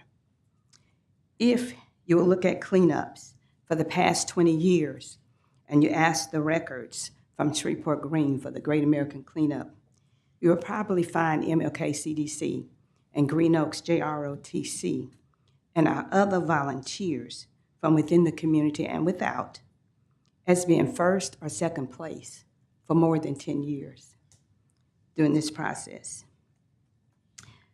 The Cooper Road and MLK is very concerned about the cleanliness. If not, we'd have not taken that privilege of joining in every year and trying to clean wherever we could, not only in our neighborhood, but going across to other neighborhoods. Hence why we formed the Umbrella Coalition to help those other members who have neighborhoods that may not be as vital in participation as ours to help and do some things of this nature. The beautification process since Mayor Ollie Tyler's administration, I have requested cameras for those areas that we had just cleaned, so that we could catch the trash dumpers and garbage throwers in the act. I suggested that we would write tickets for those persons, and they couldn't be a $20 or $30, it's gotta be a $200 or $300 ticket. Those were my suggestions. When we first got the cameras, I said, oh, we're gonna have some in the communities, because this is a deterrent. Once they get a ticket for about $400 or $500, or at least $300, they're gonna think about that for a while before they dump. Not only do they dump trash and things of this nature, you're gonna find tires. Those things that we have to pay for recycling when we change our tires, you're gonna find them lots of times in our community. And you can't tell me all these people come within our community, because we only have one tire shop right now. Right. So I know some of this is coming from other areas. So there are deep concerns. However, I am a grassroots person, and I believe it begins at home. To date, we've had several meetings. These are the agendas from a new group within our community, Cooper Road Beautification Collaborative, to help to beautify on our main street. We understand that, we've discussed it. It involves not only the community, economic development, etc. So I just want to go on the record, while we're not against this, we do feel like you should ask us how we're supposed to clean up our own house. Amen. You should ask us first. I won't tell you how to clean your house. So ask me first. We know the people on the ground in our area. Thank you. Thank you, Ms. Rogers. Thank you, Ms. Rogers. Kenny Gordon.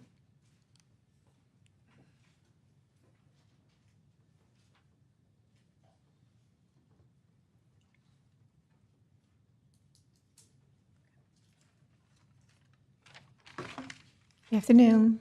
Hey, good afternoon, everyone. My name is Kenny Gordon. I live at 630 Hendricks Place, Shreveport, Louisiana, 71106. I want to commend every last one of you, those who spoke, about what you said. And I agree with you completely. There's things that need to be done, and it needs to be done now because of all the things that's going on in our parks, in our neighborhoods, and things of that nature.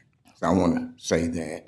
Secondly, I want to thank Mr. Green for working with me in my neighborhood, because he's doing a fantastic job. And I want to thank him for that. I also want to thank Jarvis, I don't know his last name.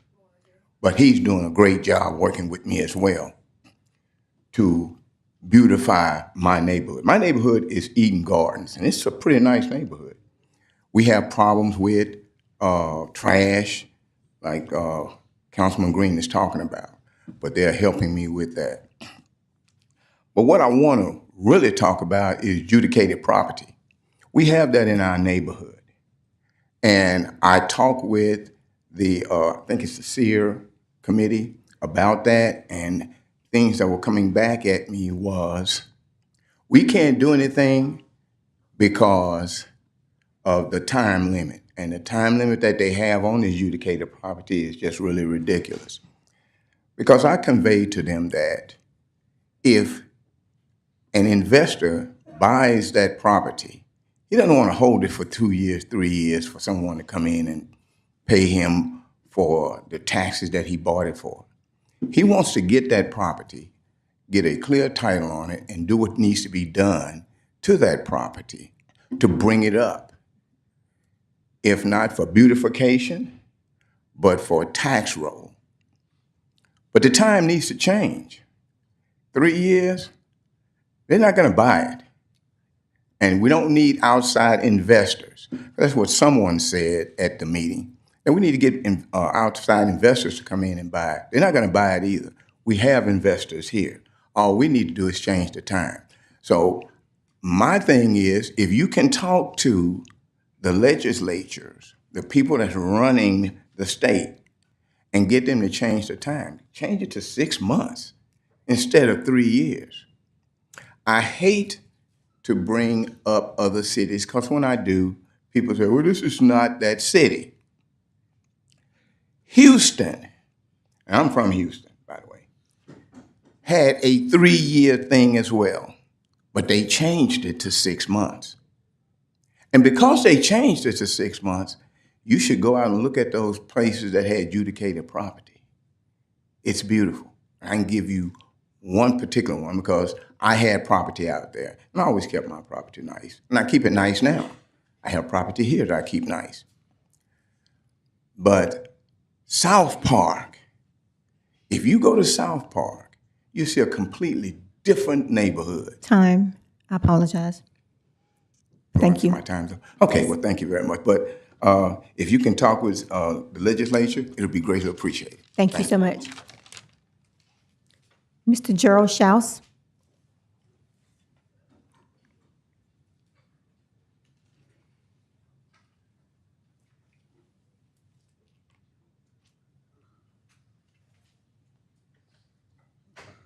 Good afternoon. Good afternoon, Madam Chair and Madam Vice Chair and Good City afternoon. Council, Mr. Mayor. I just want to come up here and share with you guys that it's kind of exciting.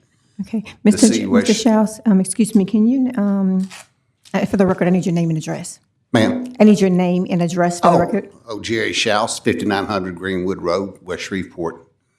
I'm just excited to see the north side of Pines Road start to maybe see some economic growth, because I've been out there for 58 years. Even the place my dad bought back in 1967 was an old Hunt oil gas station. And now we are talking about possibly a new superstructure gas station. Or it's kind of cool to see that this may possibly come true. It's just nice to be raised up in a family business of 58 years and start seeing some place I grew up as a little boy and I'm an older man, start seeing some growth and development in West Shreveport, which I think has been muchly needed. Possibly maybe some nicer restaurants out there. I've looked up and Googled down that big area of land. There's a lot of area that can be developed for the West Shreveporters. And we have a lot of new and old neighbors in West Shreveport. I'd call it a multicultural neighborhood, which we love out there. There's a lot of friends and business that we get from out there. And West Shreveport's, I think, has been an untapped potential for Shreveport. I think it's time for it to grow, and this would be a good step in that direction. Thank you, guys. Thank you, Mr. Schaus. Randy Schaus.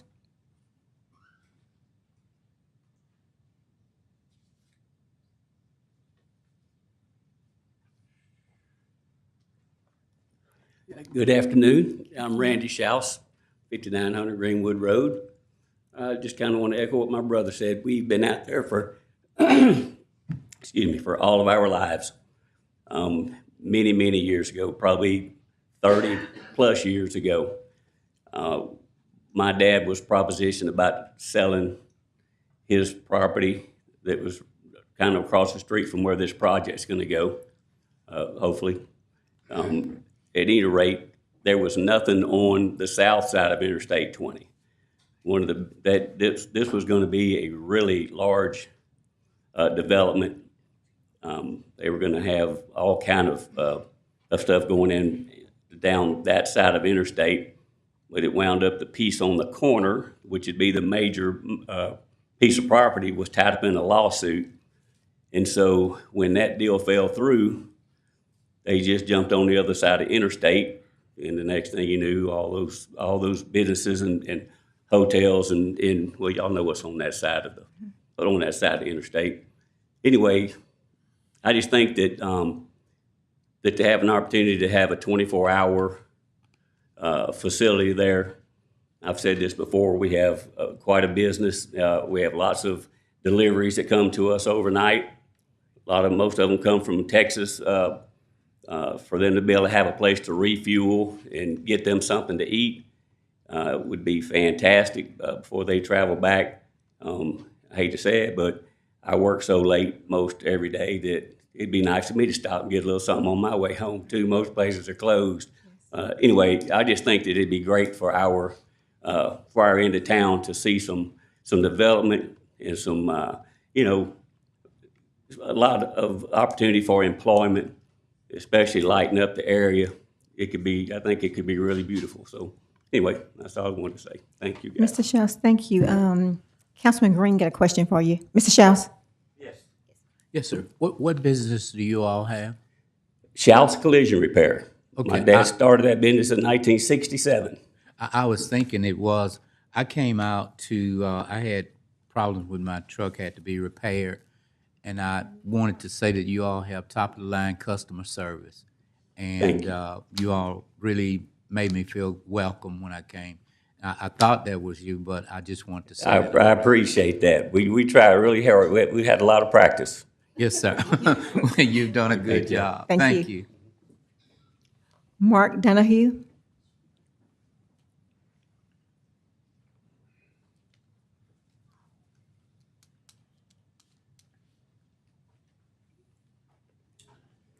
Good afternoon. Good Mr. afternoon, Councilwoman Taylor and Vice Chair Bowman and Mayor Tom Arsenault. I appreciate the opportunity to speak today. I wanted to just quickly say, as an employee of Guardian Alarm, and I've been out there about 8 years and been acquainted and, of course, lived in the south or west side for probably about 28 years now. I just want to say that first of all, I think the opportunity to have 24-hour gas I'll echo their sentiment.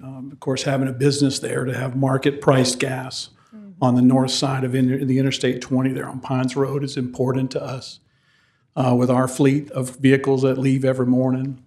I think also one of the things that struck me when I went to the first meeting was just the quality construction of the facility itself.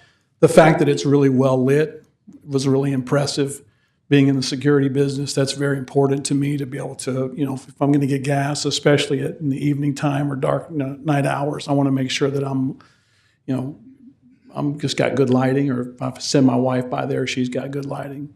Another thing I think is important is just the fact that there's a plan, not just the preliminary plan for 24-hour gas, but also for the potential of restaurants and other places that could be added into this package later. I think it's important, having been a part of the corridor for a long time, and I was attached actually at one time to the Shreveport Country Club. And I know that, some neighbors may say, well, this isn't what we want. And I get it. I mean, we would all love to see a Chick-fil-A or something different roll in that corner, but the reality is sometimes we can't attract what we really, really want. I mean, for me, my need for gas for our fleet, I want that. That's important to me personally, but for the neighbors there, I think it's just important to understand that sometimes when you can't get what you really, really want and you shoot it down, you end up with either nothing or something that you really don't want. And of course, there at the club, we know that the neighborhood shut that down, and now that place is abandoned and derelict.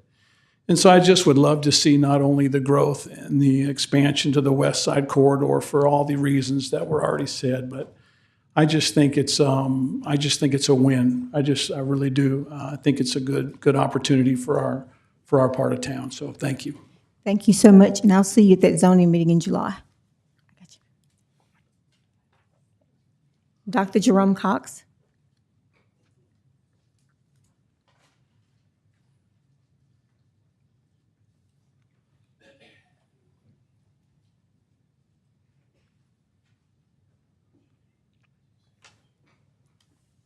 Thank you all so very much. I'm at 7815 Oak Creek Trail, Shreveport, Louisiana. My name is Jerome Cox, and I'm in here supporting that project. What's interesting, I have 4 sons, and 3 of the 4 have moved to this area. They're excited because there's opportunity. And what's amazing about our democracy is we get a chance to hear the good, the challenging, and the interesting aspects of business. So there are those of us who will be opposed to this. There will those of us who will be for this. What I love about that is that that's democracy. And at the end of the day, this council gets the chance to decide what is for the greater good. And that's what we have to do. And it's tough sometimes, but it's for the greater good. But far as I am, we talk about Buc-ee's and all of this. I'm grateful that this thing comes to us and we have the need. And also, it gives us the capacity to have other businesses within that corridor. It's a beautiful situation. I've looked at the minimum environmental impact that it'll have on us. The impact is not that great. I've looked at the plans themselves. It's really, really a unique and well-structured project. So I'm looking forward to this project coming. And so, Council Chairman Taylor, I want to say to you, I've watched you over the years, and you have really come into your own. And we're so grateful. You have a voice, and your voice is heard. And Vice Council. So I want to thank the council as a whole. I know everyone here. I don't know Councilman Butcher that well. You and I need to do lunch sometime and find out. Gary, we know where you are, and you do the best of the best. And I understand that Pastor James Green has been promoted to bishop. Is that correct? It's not correct. I'm sorry. So we'll leave that out. He didn't. I'm only kidding. But I do want to thank all of those that are in that project. Just realize that it's important to know that, hey, this is democracy. And Jim, this is where we get a chance to decide what is best for the greater good. And what I'm happy about, everyone gets the chance to have their voice heard. And at the end of the day, decisions are made for the greater good. And finally, Mayor, you have had an interesting evening. My heart goes out to you.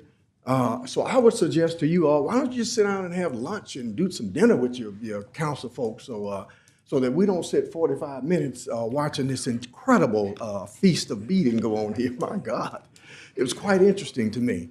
There's a lot of hope and a lot of good things for our city, a lot of love and all this, but I truly believe, I'm serious when I say this, we're out here watching this process take place, and we're counting on you all to get the job done. So we need you to come together, get together, and do what needs to be done for the greater good. Thank you so much. Thank you. Thank you, Dr. Cox. Dr. Cox, I wanted to say to you, to say to Ron, congratulations on his placing in the weightlifting contest. Oh, yes, my oldest son, yes. He and I have pledged that we're going to get you in the gym so that you could look like us. So at your earliest convenience, get you some jogging stuff, and we'll be looking for you. I will say my oldest son, he's out of 200 and something folks, he placed 4th. He's a strong, strapping young nurse. I'm really happy for him. So yes, I think health is great. And with that being said, I've lost 38 pounds. Great.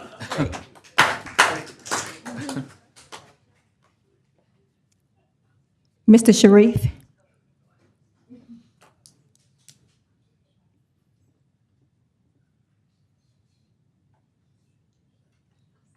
Good afternoon, everybody. Good afternoon. Council members.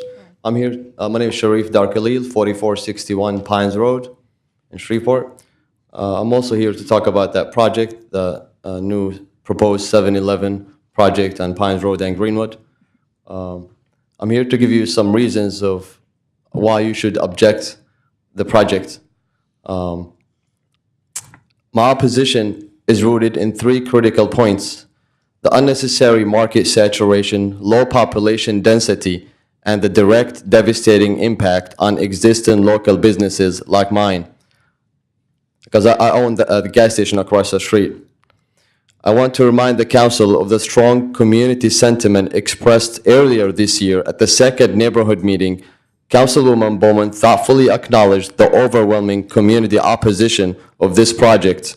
Residents were clearly against it, citing concerns about market saturation and the sheer unnecessary nature of this business. Councilwoman Bowman even stated her intention to deny the zoning change at that second meeting. This initial opposition directly supports my first point, market saturation. Pines Road, within just 2 miles, already hosts 7 existing gas stations. 3 of them are independently owned. This concentration far exceeds our local population needs. Adding an 8th facility isn't about meeting demand. It's a reckless gamble with our local economy and unsustainable for everyone. And then our second point is our low population density. I've reviewed the data for the zip codes 71119 and 71129. The population simply isn't high enough to sustainably support the number of gas stations we already have. Approving this 7-Eleven would only dilute the customer base further, making it harder for all of us to stay afloat.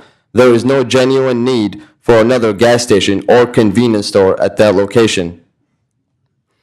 And then finally, this project poses an existential threat to my business and my livelihood, as I'm directly across the street. A corporate giant like 7-Eleven will inevitably siphon away our niche customer base. If approved, we will lose the majority of our business, rendering us unable to pay our mortgage and bills. We spent years bringing this previously boarded up spot back to life. And this new development threatens to undo all that effort.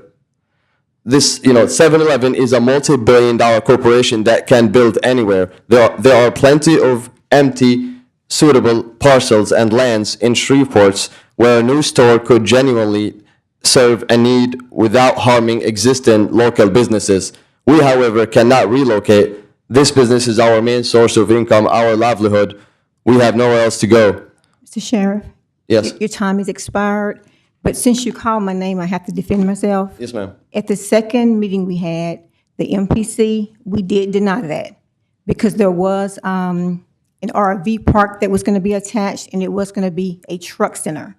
All of that has been resolved, and they went back to the MPC, and they made stipulations to the project. So at that time, no one wanted to have a RV center there. They didn't want to have a truck project Yeah, there. but that wasn't the only reason the neighbors were against it. It was also because the kind of business the nature of the business. Right. You Okay, have 7. I let you speak. I'm going to ask you to let me speak now. Yeah, go. I'm sorry. But once we had all of these other meetings and the citizens called me, I work for the people in the district. I work for you and everybody that comes up and speaks. Yes. Once they made these changes, a lot of things changed. You had people that were in opposition change their mind. So at the end of the day, once I talk to my citizens, I'm going to make the decision that my citizens ask for. Okay. Thank you. Thank you. Denny, ready?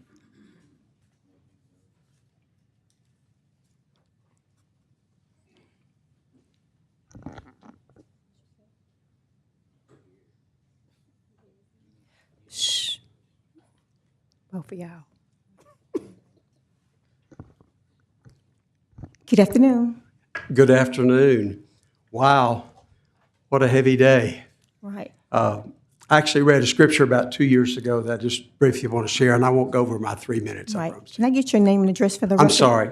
My name is Denny Reedy, I live at 6477 Quinn Church Road by Evangel Christian Academy. I read a scripture 2 years ago out of Jeremiah 29:7 that simply said, pray for the prosperity of your city, because as your city prospers, so shall you prosper. At that time, I began to get involved with Mr. Ken Epperson with the Pines Road Business Association. I've met you at that meeting. I've met the mayor at that meeting. I've met a lot of wonderful people. I want to be a part of the solution. But I've lived on the west side of Shreveport for 36 years. My church is there. The school that my 4 kids went to is there. And I have lamented that we didn't have more development, because I believe that development begets development. I'm very much in favor of this project. I'm a price buyer. When I go by a station, I look at the price, and there's some stations in that proximity that I wouldn't even go into because they're just simply too high. As a consumer, I like options, and I think that this project would give me options, and I think it would drive the prices down and make us some great decisions. So I'm very much for it. Thank you. Thank you so much. Mr. Waddell Bowie?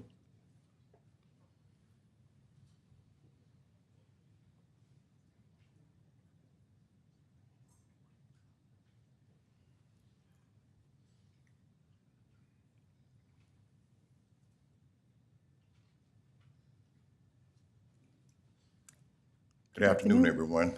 My name is Waddell Bowie, 4105 Santa Monica Court, the Western Hills Estate. I'm for this development off there on Pines Road. I've been staying in that area for 39 years. 39 years, I remember it was a 2-lane road, now it's a 4-lane road. And commercial development in that area has changed, and it needs to be changed. A competition is great, it's needed. We have one grocery store in that area. That's Brooks just down the street. Love to see other grocery stores that come in that area. We have 2 or 3 restaurants in that area. I think some of the things were said earlier about we got too much of this, too much of that. Competition is great. That's how America was developed. My understanding, anyone else has a different spin on it, please let me know. But everyone in my area is for this development. Thank you. Thank you so much. Thank you, Ms. Bowman. Ms. Belinda Rose?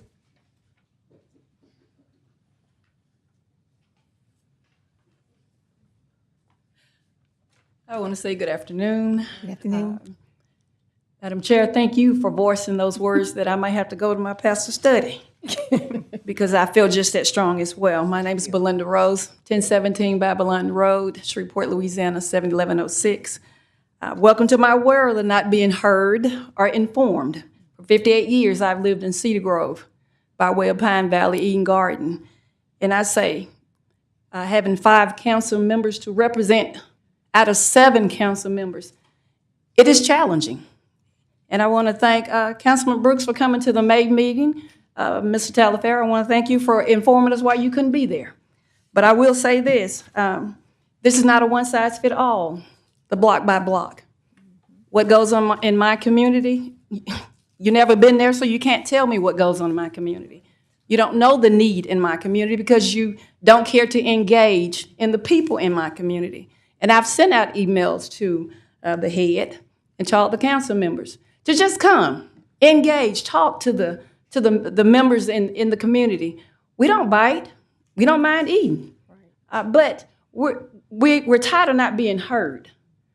You know, you can make decisions for us that you feel is for us.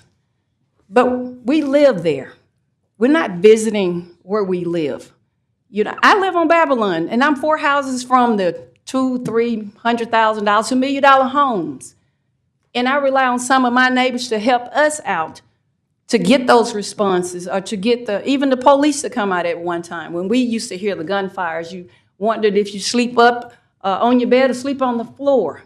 That's how challenging it's been. But like I said, to have 7 members and 5 to represent portions of Cedar Grove, I mean, it's a bit much. You know, and I know we have to wait until the census is done, you know, over time. We're still waiting on cameras in areas that we have cleaned. And I tell the citizens when we have our cleanups, no, we don't need the news media there because it's not about being on the news. It's about where you live and having some type of heart for where you live and loving where you live. And some of our people, yeah, they're leaving. And we're hoping that we can make amends that they will come back. But young people, there's nothing here for us. There's nothing family-wise. We don't invest. You know, we don't invest in family activities. Yeah, we can go to the boat. You're grown, yes, you can do that. But what about families? And we don't take that. So I would say to Chairwoman, thank you. Because like I said, I felt those words, and that's what I wanted to say. But I know my pastor had me in the office. So I say to our members, care about us at least some of the time. Come and engage with us. We're at A.B. Palmer. We're at the Care Building once a month. All we ask is just a little time so you can hear what we have to say. And we thank you for the result that we got from the meeting that you came to. Councilman Brooks, thank you. Thank you. Thank you. Marcus Bonton.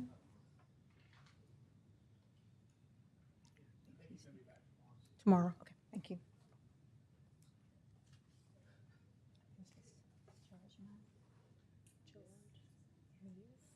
George Mias.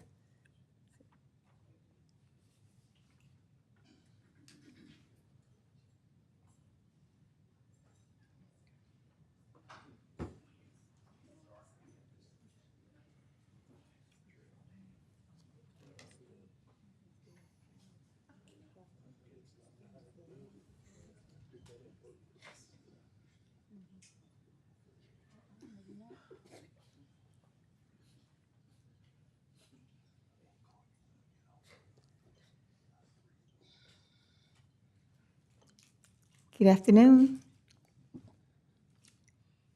Hi, I'm George Mills, members of the council, Mayor Arsenault. I'm here to speak on behalf of the project. Okay, can you give me your address for the record, please? Oh, 910 Piermont, Suite 410. Thank you. This project has been in the works for a while, and the developers have spent quite a bit of time and effort to make it a first-class project. I've seen the drawings that you have and the presentation. And where it's currently located, there's nothing there. This would be a great business development. The only corner there on the corner of Pines and Greenwood that's not zoned for commercial is that corner. There's no other place in town that I'm aware of that has three corners zoned commercial and one corner standing out by itself is not commercial and being opposed by anybody. So this is just the same type of business as the other three quarters, commercial. One thing that has not been mentioned is the economic impact of this development. Earlier, people were talking about Ford Park and the need for this and that. Well, the need is money. The city needs more money so we can have more policemen, so we can have more people out there, more cameras, so on and so forth. Well, this development is going to generate money. There are people that go to work there. They're going to pay their taxes. The property tax base is going to go up. It'll stop being taxed as farmland or timberland or whatever. It'll start being taxed as commercial property, which should generate more revenues to the city. There'll be sales taxes to be generated from the sales there, which could be considerable based on what the developers tell me. I mean, they're not building that thing out there to lose money. They're building that thing out there because they think it's got economic potential to make money. And when they make money, the city's going to make money, and more sales taxes, more property taxes, and there'll be people employed there, people from the community. They're not bringing people from Dallas to work there. They're bringing people from the community. They'll be hiring people from the community that want jobs, that need jobs. We need people that want jobs working. And so I'm really in favor of this project for the community. I mean, I'm one of the landowners, so obviously I have an interest in it going forward. If it doesn't, we'll find somebody else to buy it. I mean, his property's not going anywhere. But this is a great opportunity for the city, for these people, to put a competitive C-store there for the community, to hire people in the community, to pay more in property taxes in the community, and just generally make it look better. Right. Mr. George, your time has expired. But Thank you. thank you for coming down. Thank you, Councilman. Thank you. Thank you. Kenya Michelle?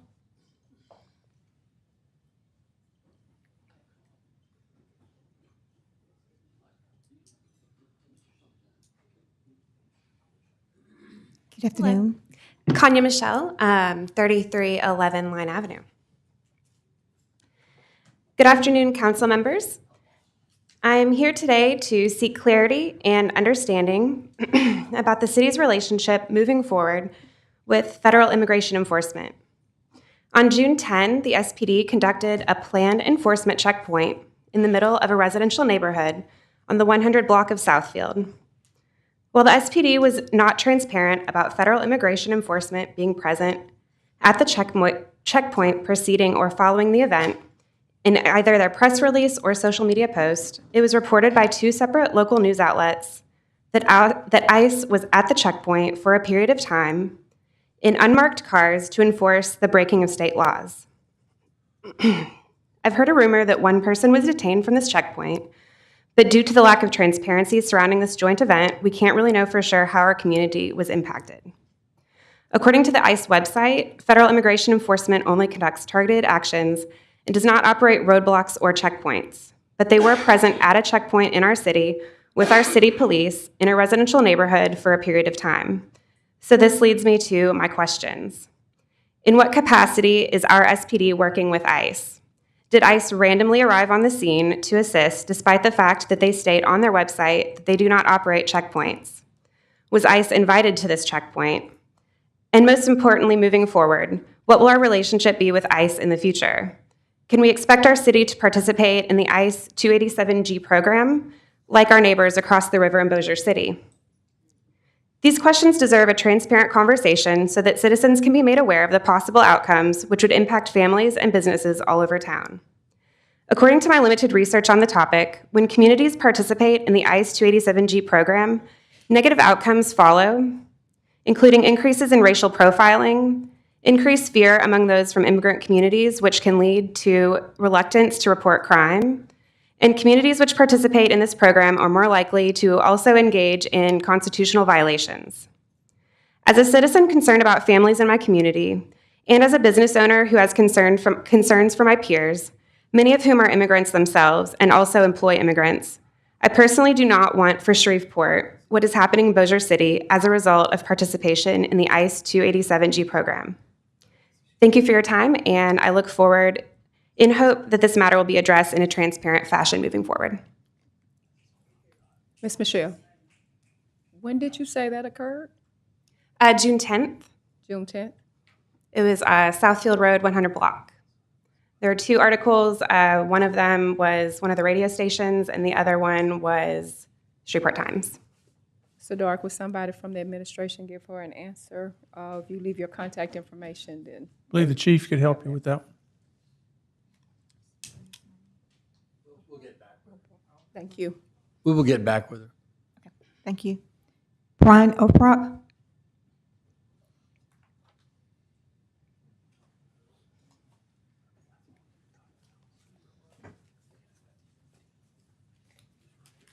Brian Otbrook. My address is 6473 Quinn Church Road, Shreveport, 71129.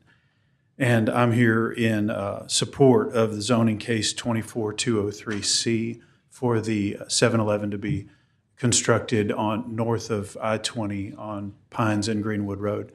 But before that, I'd like to thank you for all the recent development and work on Pines Road, all the economic development there, and especially fixing the road. It's very nice. Thank you. And we the construction was done well, and we really appreciate it here. I've been a resident of West Shreveport since 1997, so I've been driving that road every day for a long time. Market saturation was mentioned a minute ago, but my family has personally discussed market saturation in that area by saying, where are we going to buy gas? Right.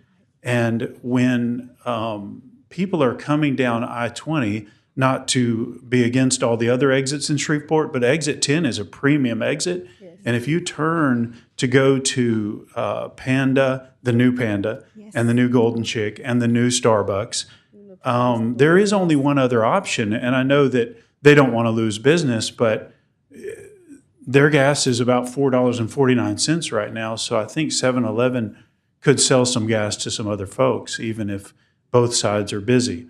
So I just don't think market saturation is a problem, and I look forward to having the 7-Eleven there. And that is my support. And on my way out, if you don't mind, Representative Boucher, that's right. I just had to say other people have said your name too, but my daughter just married a young man, and she's bringing him back to Shreveport. His name is the same, but we say Boucher. And so there you go. Well, and we were so proud because he's from New Hampshire, but he says Boucher, and he has a fleur-de-lis on his arm. So I thought, my goodness, this guy. Well, for the record, it's Butcher. Oh, there you go. It's Boucher. Everybody likes to say Boucher and Butcher and everything, but it's Butcher. I don't know how we came up with Butcher out of it, but a lot of my family goes by Boucher. Oh, great. Well, you'll have to meet him. Congratulations. You'll have to meet him. Yes, sir. Congratulations. Thank you very so much. Thank you. This concludes public comments. We have no executive appointments to consider tomorrow. There are no items under consent agenda for introduction or to be adopted. Mr. Dark, please proceed with regular agenda legislation. Resolution, thank you, Madam Chairman. Resolution 68 was the gas lease that was talked about last time. Madam Chair, you were talking about having some sort of Yeah, neighborhood it's going to be meeting. postponed. So you'll want to postpone that? Yes. Okay. 76 is the subject of public hearing tomorrow. It's Shreveport's endorsement of Brentwood Acquisitions participation in Louisiana Restoration Tax Abatement Program. They are doing some work on the hospital there, talking about building a new 4-story building, and this would give them the tax abatement. Resolution 79 recognizes Reverend Bobby Washington, who is a pastor, I believe was an LMA official, and was mayor of Cullen at one time. Resolution 80 recognizes the Southern University Alumni Federation. And Resolution 81 recognizes Chef Nima DeGrage for her beating Bobby Flay and bringing honor to Shreveport in the process. Well, that's awesome. We have no items under introduction of resolutions. Mr. Dark, would you proceed with introduction of ordinances not to be adopted prior to July 8, 2025? Thank you. Ordinance 57 amends the 2025 capital budget. We are trying in this one to fully fund the third substation. We have discovered that the 2021 bonds have earned some interest that we can apply to that, so we don't have to take money from any other project. This would give us enough money to have approximately a $2 million station, which is what the last one on North Market appears to cost by the time we do the construction and put the furniture and all that stuff. Would you give up the council a breakdown of that overage so they can see what the interest has been earned on that bond? The last report I got was approximately $4 million as of a month or so ago. Okay. If you could send it to them in writing, that would be perfect. Oh, absolutely. 58 amends Chapter 38. This is the amendment that the mayor proposes to put in relative to the vacant property ordinance to change it to the blighted and vacant property ordinance. Leaves most of the requirements the same, but chooses to emphasize property which is both blighted and vacant as opposed to just vacant. 59 amends various articles of the UDC, and Mr. Jean is right to stand up because it's better that he try to explain that, and I believe he has planners in here to do the next two. Yeah, so we'll be doing all of the rest of the ones that are being introduced, and I'll start off with this case. As you well know, when we first did the UDC, we said the UDC was a living document. One thing that we do in our office is we constantly, as we began to utilize that tool, from time to time, we see language issues or different things with the code that are impediments for us to be able to serve the community like we want to be able to. So really, all of this falls in that category. We're kind of cleaning up the code, and I'll just briefly go through it. There's amendments to the use matrix, starting with a contractor's office to be allowed in OR. OR is the old B2A. A B2A allowed contractors' offices, so you have all that in that district is currently. Public safety facilities to be allowed in the open space district. And then to have vehicle repair major and minor to be allowed in I-2. It's not allowed in I-2, but it's allowed in I-1. So it just makes sense to have the heavier district allow it since it's a heavier use. We also had some language with industrial heavy definition, industrial light definition that limited that to manufacturing. And then it was limiting our ability to utilize this as a tool when certain businesses wanted to come and locate it at the appropriate areas. And so we changed, this is just to clean that language up and make it to where it's more usable by staff. We also have wholesale facilities. The way the definition read, it was for distribution and wholesale only. What we wanted to do is say it could be wholesale without distribution, and it could also include distribution. Again, allows us to serve people better by having that definition. We also had dealing with people who wanted to use, had secure areas, wanted to use fencing that included barbed wire for facilities such as utilities. We included that also includes other associated items that are included with facilities, such as their service centers and things of that nature. And also to lower the height of the barbed wire requirement. It's pretty standard to be 6 foot. We required 8, and it just makes it easier because there's a lot of 6-foot fences out there that were pre-UDC, and it just allows people to go out and match the existing fence line that they already have, not have to go in and reconstruct their entire fence. So that's all we have on that, and then I'll just turn it over to our other planners to go over the rest of the cases. Do we have any questions on what I went over? Thank you.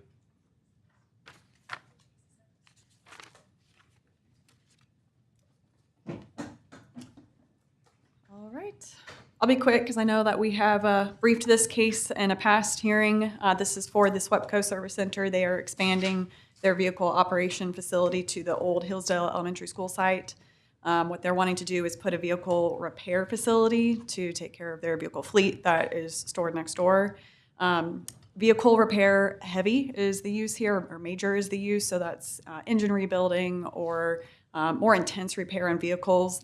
That is not allowed until the C4 heavy commercial zoning district. So a straight rezoning at this site to C4 would not be compatible with the surrounding residential lots. So we took the conditional zoning district approach, which allows us to retain that C1 light commercial zoning district, and they can grab that specific use that they're wanting. With that ability, you could put stipulations on the use. So what we feel, well, first I'll back up. They are going to have the building set back pretty far from the street. So from Hutchinson, it's going to be far back. It's behind the front building line of the existing school. So that's going to help preserve that open space. And then they are also going to orient the building so that the garage bay doors aren't facing Hutchinson. So again, that's kind of helping mitigate that heavier commercial appearance from the residential properties. There's not immediate residential development nearby, but we don't want to discourage any residential development by going to that C4 zoning district. So, again, with the ability to add stipulations here, that's going to help mitigate this use. So as far as the conditions that were recommended for approval by the MPC board, first one was to restrict access from those utility vehicles from using Hutchinson.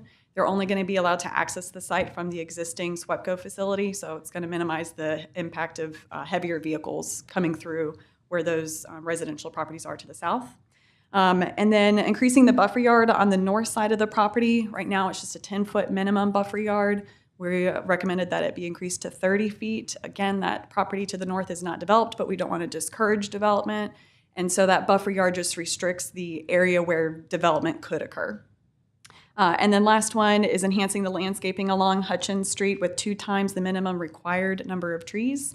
So right now, I don't think that they have any landscaping along Hutchinson, which is a standard requirement for new development these days.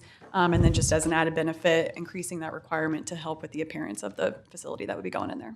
Ms. Emily, Hutchinson turns into Meadow Lane when you pass the Swepco development, when you pass that school.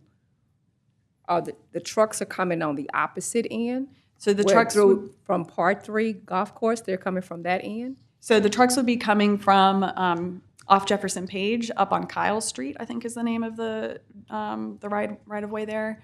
And then if I can turn on this projector, I can show you. I have a map here. Because on Hutchinson Street, you have at least 10 houses.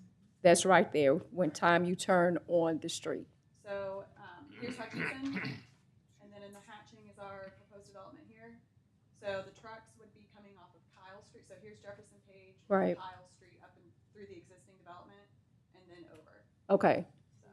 So the existing facility, the school that SWEPCO already has, that's there? Correct. Okay. And that's going to be used for the service center employees. So normal passenger vehicles would still be permitted to access through Hutchinson, but it's just the larger utility vehicles. You actually have a development, you have houses on Hutchinson Street that are being redeveloped at this moment. Right here. Yes, and so all of that is getting ready to change. My other question for that is that with the trucks that are coming in noise, will it be enough buffer between that and the residents where they're not listening to the engines of those semis coming in? So it'll be the same amount of heavy vehicle traffic that already exists at the site because, you know, the SWEPCO service facility is to the west there. But where the building is actually going to be located is on the north side of Hutchinson, or north side of the school here. And it's going to be set back a little bit further. I got a site plan I can show you as well.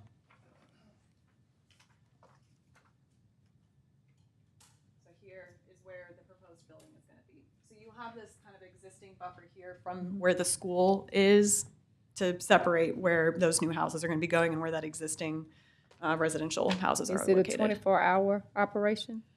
I don't know if it's, I think it is going to be 24 hours from my memory from talking with the applicant, just because they, you know, SWEPCO operates in a 24-hour capacity when there's power issues that they have to respond to.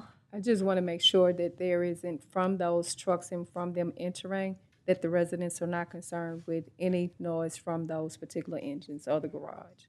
I understand. Okay. Thank you, ma'am.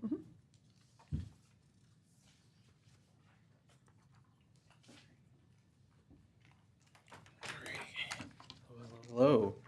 My name is Samara Smith, and I pretty much worked the following cases after Emily, which is case 2528C, which was a conditional zoning case. Currently, the applicant wanted to rezone the property for the purposes of developing a auto repair business as well as having a storage yard outside. In regards to a conditional zoning case, we do have the opportunity to place conditions upon the site.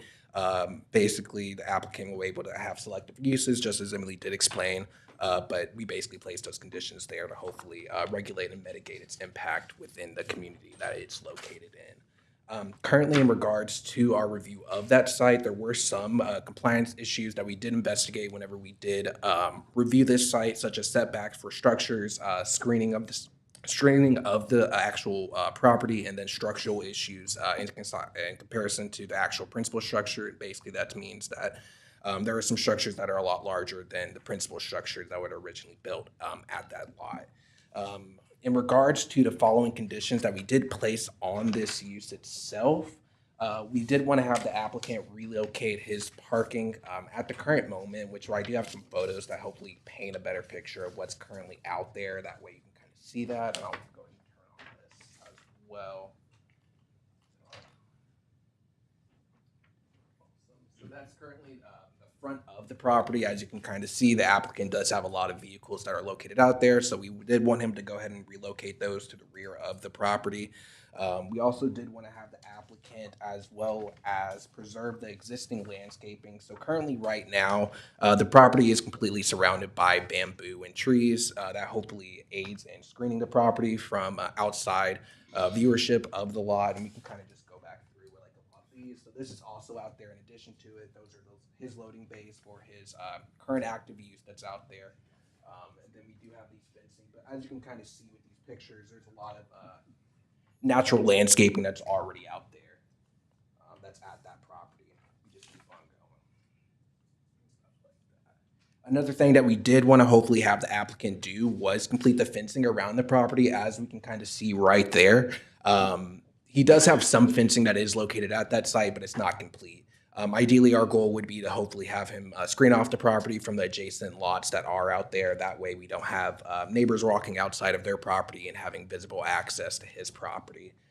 We can visibly kind of see that with this picture right here. So that picture is actually located to the right of his property. If you currently walk out there, you can see directly into his yard. He does have that tires, and you can kind of see his whole operation. So our goal would be hopefully to mitigate that in some way, in shape or fashion, as well as remove the gravel parking in the front yard of the actual site itself. So this is what the site originally looked like. Our goal with that would be hopefully to maintain a residential character and have that character be established. But with all of these conditions that we did have on that, the board themselves did found that it was more reasonable to deny it due to the possible invasiveness of having this use be located within a neighborhood, a residential neighborhood. I think it was discussed during the actual NPP meeting and then the meeting itself that the residents there did not think that this was a warranted use to be located within their neighborhood. Thank you, sir. Madam Chair, while the next one's coming up, I want to point out something. This one is styled a little different than some of the ones y'all see. The ordinance is actually written to deny. It won't be like some of those where you have to move to adopt and then actually vote. No, this would be, if you choose to uphold MPC, you would be voting yes next time. Okay. And then I did have the following case as well, which is an application, which is 2550C, which was to rezone a piece of property off of Hillary Huckabee Road from RA to I1, which is residential agriculture to light industrial for the purposes of having a self-storage facility. This is actually inside Mrs. Taylor's district. Currently, right now, whenever we did review that property, we did find that it is adjacent to a more intensive use, which is a well yard directly across the street from that. We do evaluate these based off of, or more or less take our recommendations from the master land. The master plan, the 2030 master plans. If we currently look at the zoning of it, we can currently see what's currently out there.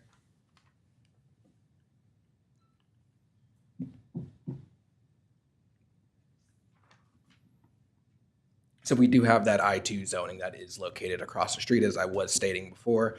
And then completely around it is that RA zoning designation. But besides that, the majority of that area is donated as wetlands. And as I did state before, we do have that future land use map that we take our recommendations from. So currently it does make a recommendation for this area to be rezoned or purposely used for rural agriculture or rural enterprise. That's basically stating that it's either going to be developed into residential housing or it's some commercial enterprise business that's going to be located out there. Due to its proximity to the highway and it also being a wetlands, it's not inducive to develop that property as residential housing. As much as we would look into that as possibly being a benefit, and is already zoned for that use, is just not inducive of that due to what's currently out there. So we did go ahead and review that, but we did have some during that NPP meeting. We did have some concerns for this actual property itself, such as flooding. I think that there was some issues or concerns from past flooding. That it flooded MLK neighborhood that is out there to the north of that site itself. We did recommend approval for this case as, like I did state, there already is existing more intensive zoning within the vicinity of that site itself. The board itself did vote 7-1 on that one. There'll be some other questions that I have for you as it relates to this particular property, and I'll email you on it as a Corps engineer's report because of the wetlands and also too because of the flooding that exists along the area in University Park and what information that we have as it relates to that. But also the title of what this land is called, to ensure that there isn't any gunfire. It's not a shooting range or anything of that magnitude, where I spoke to the property owner and said that you need to get that changed. But I'll see if we have that particular report, and I'll email you regarding it. Yes, ma'am. Thank you, sir. No problem. Thank you. Mr. Dart, please proceed with ordinance on second reading and final passage. Thank you. Ordinance number 50 is a general fund budget amendment. It adds, I believe, $900,000 to property standards for both their other charges, which is demolition, and their contractual services, which is lot cleanup, mowing, things like that. 51 amends the community development budget. It adds a $100,000 emergency solutions grant that they've recently gotten, and rearranges within characters without changing the total what they do with the Financial Empowerment Center. 52, 3, 4, and 5 are repeals of obsolete sections of the code. 52 repeals an employee recognition program that hasn't existed in 30 to 40 years. 53 removes the duty to regulate astrologers and phrenologists. 54 removes a requirement that photographers coming into the community get permits. And 55 removes the requirement that we sweep our sidewalks every morning. 56 is a zoning case. This one, I believe, Stephen, y'all talked about it a little last time. Do you need to get back up again? That's yours, right? This one's at Greenwood. This is the Greenwood. This is We've had all the discussion about. this is a case that we've had quite a bit of testimony about today. I'd be glad to answer any questions. I don't have any questions. I attended every NPP meeting. I know y'all did make the necessary changes that the constituents are comfortable with, so I'm ready to move forward. All right, thank you, ma'am. Thank you. Madam Clerk, is there any other table legislation to be removed from the table? No, ma'am. We have no property standards or ABO appeals to consider. We have no MPC, ZBA appeals to consider. Are there any other appeals, Madam Clerk? No, ma'am. Are there any reports from officers, boards, and committees? Madam Clerk, is there a clerk's report? No, ma'am. We have a request from the city attorney to go into executive session to discuss the following: Crow Truitt versus Elbert J. Fullerwood, suit number 59-1-1114, First Judicial Court. Do we have a motion to go into executive session? So moved. So moved by Councilman Butcher, second by Councilman Green. Please clear the chamber. Chairwoman, could we just go in the back where it doesn't take so long to get everybody cleared out of here? Sure. I need y'all to vote. Need a vote. Let's vote. Did it not come up on your screen? No, it's Let's not vote. coming up. Councilwoman Taylor? Aye. Councilman Brooks? Aye. Councilman Talaferro? Aye. Councilman Butcher? Aye. Councilman Jackson? Councilman Green? And Councilwoman Bowman. Okay. All right. That passes with 6-0.